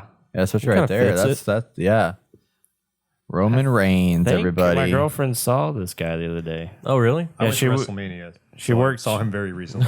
She worked behind the scenes in WrestleMania. Oh, did she? Yeah. That's awesome. So she got to see some wrestlers backstage. That's pretty cool. I know. How was WrestleMania? I didn't know that was even coming. It was good. And I saw like 10 people. And that I Stone know Cold going Steve there. Austin Yeah. come back. Oh, hell yeah. I saw the first day of it, but yeah, his match was crazy. Him coming back after not wrestling for 19 years. Yeah. was Wow. That's nuts. wild. Yeah. He can still move. We were worried Wow. about him. They were like, oh, don't hurt this old man. he held his own for sure. That's good. This guy could do it, I think. That's, yes. Look at his face. Yeah, I Yeah. can see him doing it. Boy. I don't know what like acting wise what he's been doing. They're all actors, though. Well, yeah, I know, but you got to look at wrestlers. I mean, I know. You gotta find Dwayne the Johnson right finally way. started acting pretty decent now compared to his. He's actually first starting roles. He's The Rock's cousin. He's Dwayne Johnson's Oh, cousin. wow. Okay. Oh, that's cool. He could totally do it. Wait, question. So Yeah, have, answer. have y'all seen the show The Expanse? No. I have not. Okay, so that's who like the showrunners are. They're supposed to be like adapting this God of War show, and I've heard it's really, really good. Like I had some friends that were telling me like you should watch because it's a sci-fi show, and I like that's. It sounds like a Mass Effect for like a TV series, and I'm kind of want to check it out. And they're making that game adaptation for it too. Telltale is making the Expanse, which is kind of cool. Is there any video game? Oh, yeah. that you guys would like to see turn into a movie/TV show? At this rate, no. Stop it. Just stop right now. There has to be that one. If it's turned into an animated show, I think something like Hades. Have you guys played Hades? Oh yeah, Yeah. That would be awesome. That would be really good It's animated. already so good, and there's so much story to it. The more you play through it, that I think they could really stretch that out into an ongoing series. I like that idea of something that doesn't have like a significant. I mean, there's definitely a lot of story in that, but like it's not like a 40,000 hour storyline or whatever. It's like there's a lot of room to like build out upon that. I think that would be interesting to explore. Of course, I would love to see like a Dead Space movie or TV show. Dead Space. 'Cause I love Dead Space, and I be think good for that a could be movie. one that would translate well. Yeah. But don't do it like they did Doom. That was just Oh my awful. God, Yeah. Doom was terrible too. Especially when they went into the video game mode where they were shown in first person. Yeah. And running around, I was like, oh my God. What was See? that live action movie that was played out like a video game? It wasn't based off a video game, Spy but it was Kids like 3? No, it was on Netflix. Spy Kids 3. Free Guy? But it was no. It was one that was like it went into first person, and they had a lot of video game aesthetic to it, but it wasn't you're talking based off about. a game. I just can't remember the name Was of it. that the one that was like kind of like a dark, like Free Guy? Someone made a YouTube was a video, Free Guy. and then they translated that into an actual video game or an actual movie. God, what was it? Harry something? Fucking. Because it was Yeah, I know all what you're first talking person. about. And Yeah. Hardcore Henry. Yes. Oh, That what it's yeah. called? It was Yeah, Hardcore something. Henry. That Hardcore movie looked Henry, fucking yeah. intense. I haven't didn't seen see it, but Yeah. that one is what I was thinking of when you were talking about the like That was hard to watch. the little first bits I person watched. for Yeah, it was Halo just- and yeah. stuff. Yeah, it was Hardcore that, Henry. Yeah. that one looked crazy. So I wonder if that was done well, and if so, maybe more movies that try to that. add the first person aspect into it To do should something take- like this? Yeah, should honor this. Like take notes I from mean, it. maybe so. I need to watch it because I don't think I've ever seen it. If we watch Halo like this the whole time, Then you wouldn't have to worry about the helmet. yeah, you wouldn't worry about That's Halo right. at all. That's right. That's so true. So here are varieties: 21 video games that deserve movie adaptations. We'll see. Legend of Zelda, Animated, Animated, yes. BioShock, I could can be see live action. BioShock. God of War, Red Dead Redemption 2. Yes, I would like to see Red sure. Dead again. That'd be movie. a great show. Overwatch would be a great animated Overwatch. movie. It would think. have to be I could see animated. that. I could see that. Hollow Knight. I'm for it, but animated. It has to be Yeah. animated. Yeah. Horizon Zero Dawn. That's I don't gonna know be about shit. that. Super Smash Bros. Shit. Yeah. Firewatch. Firewatch, I could see never in a played movie. that. That's really Hotline Miami. That would be Jesus. a That would be fun a live fun action animated. B movie. Yeah. Or yeah. Yeah. Dragon Age. Definitely would like to see that. see as a that. show. CG animation, I think, would work for that. Telltale's Walking Dead. It's already a show. No, it's such no. That's cheating. Stupid. Life is Strange. it's not basically a movie. Mirror's Edge. They do the hardcore Henry. Dishonored. Dishonored could be a Dishonored live-action could be series. interesting. Till Dawn. That could- Until Dawn, I like, but it's already like has but actors. it is in basically a movie already. Yeah. But isn't Until Dawn just all about the choices though? Yeah. Yeah. Yeah. Then they would have to do something like I can see them doing like a Netflix show like they did with You pick choices. Where, Pick I know your what you're choices. talking about. Yeah, like choose your own adventure. I don't think Transistor, Transistor would never be good played. either. Yeah, I haven't played either. Oh, Infamous. Infamous is a good game. They That just need could to come be out with another one. interesting. Metroid, probably not. Don't do that one. Animation. Shovel Knight, Animation. Yes. Celeste. Oh man. I feel like there's I just don't know what you could do as an animated Yeah. story about. I mean, I just There's a don't think lot it of would make stuff. sense to adapt that. I think if they doesn't. adapted the same animation style that they used in the game itself, in like the art style of it, then maybe it could work. I just don't know what you would necessarily do Yeah. unless they literally showed her going through these levels and these crazy. Yeah, Which I don't know how they do it. But it is a good It's game. that one. BioShock would be interesting actually. Yeah, right. I would like to see like a really big budget behind BioShock to like just really let that. I would love to see Rapture come Then to life. once again, more. like if this comes out, like God of War comes out and basically ruins the franchise for me, then gonna hate it. What about games that, or what about movies that are based on the idea of certain games? Like the one that comes to mind is Five Nights at Freddy's, the game, but And there's a then movie there's with Nick Cage called Yeah, I know what you're talking Willy's about. Wonderland. Yeah. I need to watch that because I heard it's amazing. It's fun. Wait, so which came out first? Was it Willy's Wonderland? No, that it came out was later. Five Nights at Freddy's. Okay. But it's basically the same idea. Yeah, of okay. These like monstrous. Would there be any like animatronics. copywriting laws against that? I think it's depending on how close you get to it. If Yeah. they don't share the same name and the idea is different, it's just Enough. similar, then Yeah. I think that you can get away with it.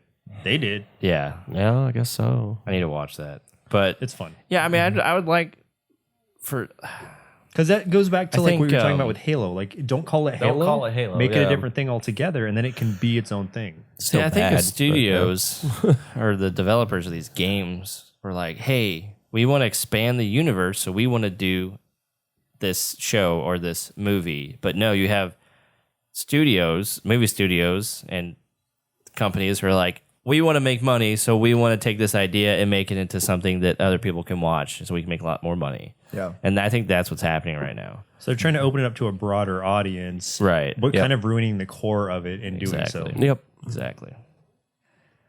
Yeah. Go down this list. I saw one All on right. there that I was like, oh, interesting. So this is Ranker.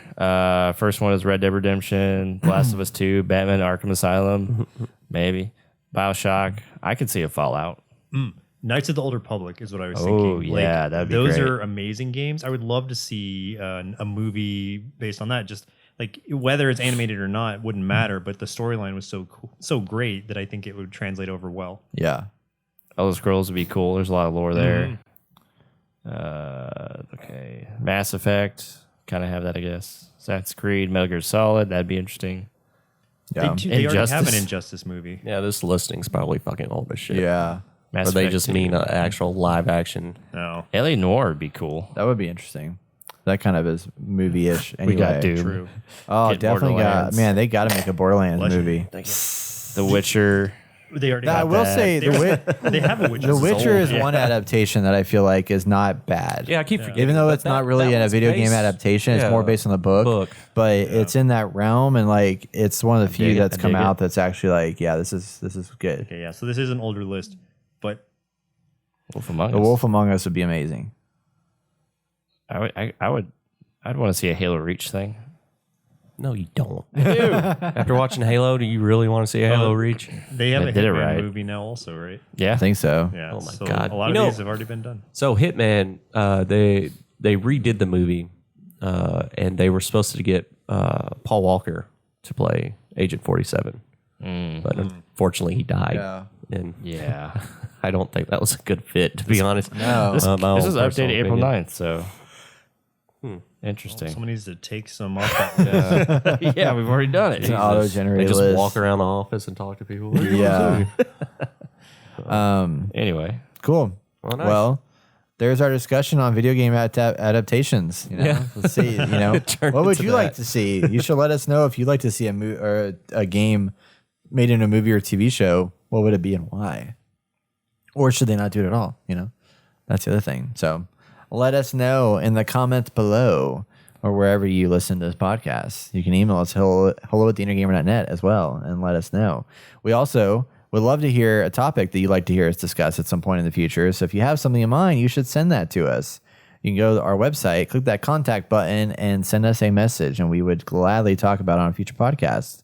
We'll be right back with our upcoming free games of the month. It is a new month, and that means free games, everybody. Here are the games you can pick up with an Xbox Games with Gold or PlayStation Plus subscription. There are no major games coming out in the next couple weeks, so we're just going to give you some freebies you can go download if you have your subscription set up and ready to go. On Xbox, you're going to be able to get Another Sight, Hue, Outpost Kaloki X, and MX versus ATV Alive. wow. Okay. Never heard of any of these games. Yeah. What? But they are free for you to download if you want to check it out and try it. Versus ATV. What the? On PlayStation, you can get Live. the greatest game of all time, SpongeBob SquarePants Battle for Bikini Bottom Rehydrated. Oh my god. Yes, that is the full title. thought about That is a getting very that long one. actually. I know. I kind of want to play it just to see what it's all about. You know, Man, Hood and Outlaw and Legends already. Hood Outlaw and I Legends know. is here. Multiplayer games. You can pick that up and try it out with your friends. It's already free to play. And then Slay the Spire. If you haven't played Slay the Spire yet, that might be a game worth picking up and trying. So Here's That good. game's great. Do it. yeah, Yeah, it's good. that's what I hear. So I can't wait for that. And with that, that's going to wrap up our show this week. So before I wrap it up, though, I want to say thank you, Joe, so much for being on the podcast with us. Thank you It's guys been for having me. Yeah, This has been a most lot of definitely. fun. I haven't had the spot to talk about Elden Ring for so long, so I was able to finally get it all off my chest. And I was awesome. excited about it. It's very fun. So for those that want to find out more about you, where can they find you? They can find most of my stuff on nerdsloth.com or twitch.tv/nerdsloth. Or if you want to check out my personal Instagram, it's @LuckyJojo. Nice. Very cool. Definitely go check them out. They have some great content. Definitely worth watching. And their Twitch streams are very fun as well. So you definitely don't want to miss that. And you can also, of course, be sure and check us out in 2 weeks for more from your favorite video game podcast. If you like what you hear, you can leave us a review on Apple Podcasts or Spotify. And don't forget to join us on our Twitch channel at twitch.tv/InnerGamerCast every Wednesday at 7 p.m. Central Time. You can also join us in on the conversation on our Discord channel. Check out the show notes for the link. If you want to support the show, you can donate at our website at theinnergamer.net. All the donations go towards making the podcast, videos, and streams even better. And as always, you could, if you can contribute monetarily, please take the time to share this episode with a friend, family member, or loved one. The more eyes are getting in front of our content, the faster we grow, and it helps more than you know. So thank you for continued support. I'm Austin Morales. I'm Brady Noski. And I'm Jason Hobbs. And I'm Joseph Lambert. And you've been listening to the Nerd Gamer Podcast. Catch you guys in 2 weeks. Podcast out.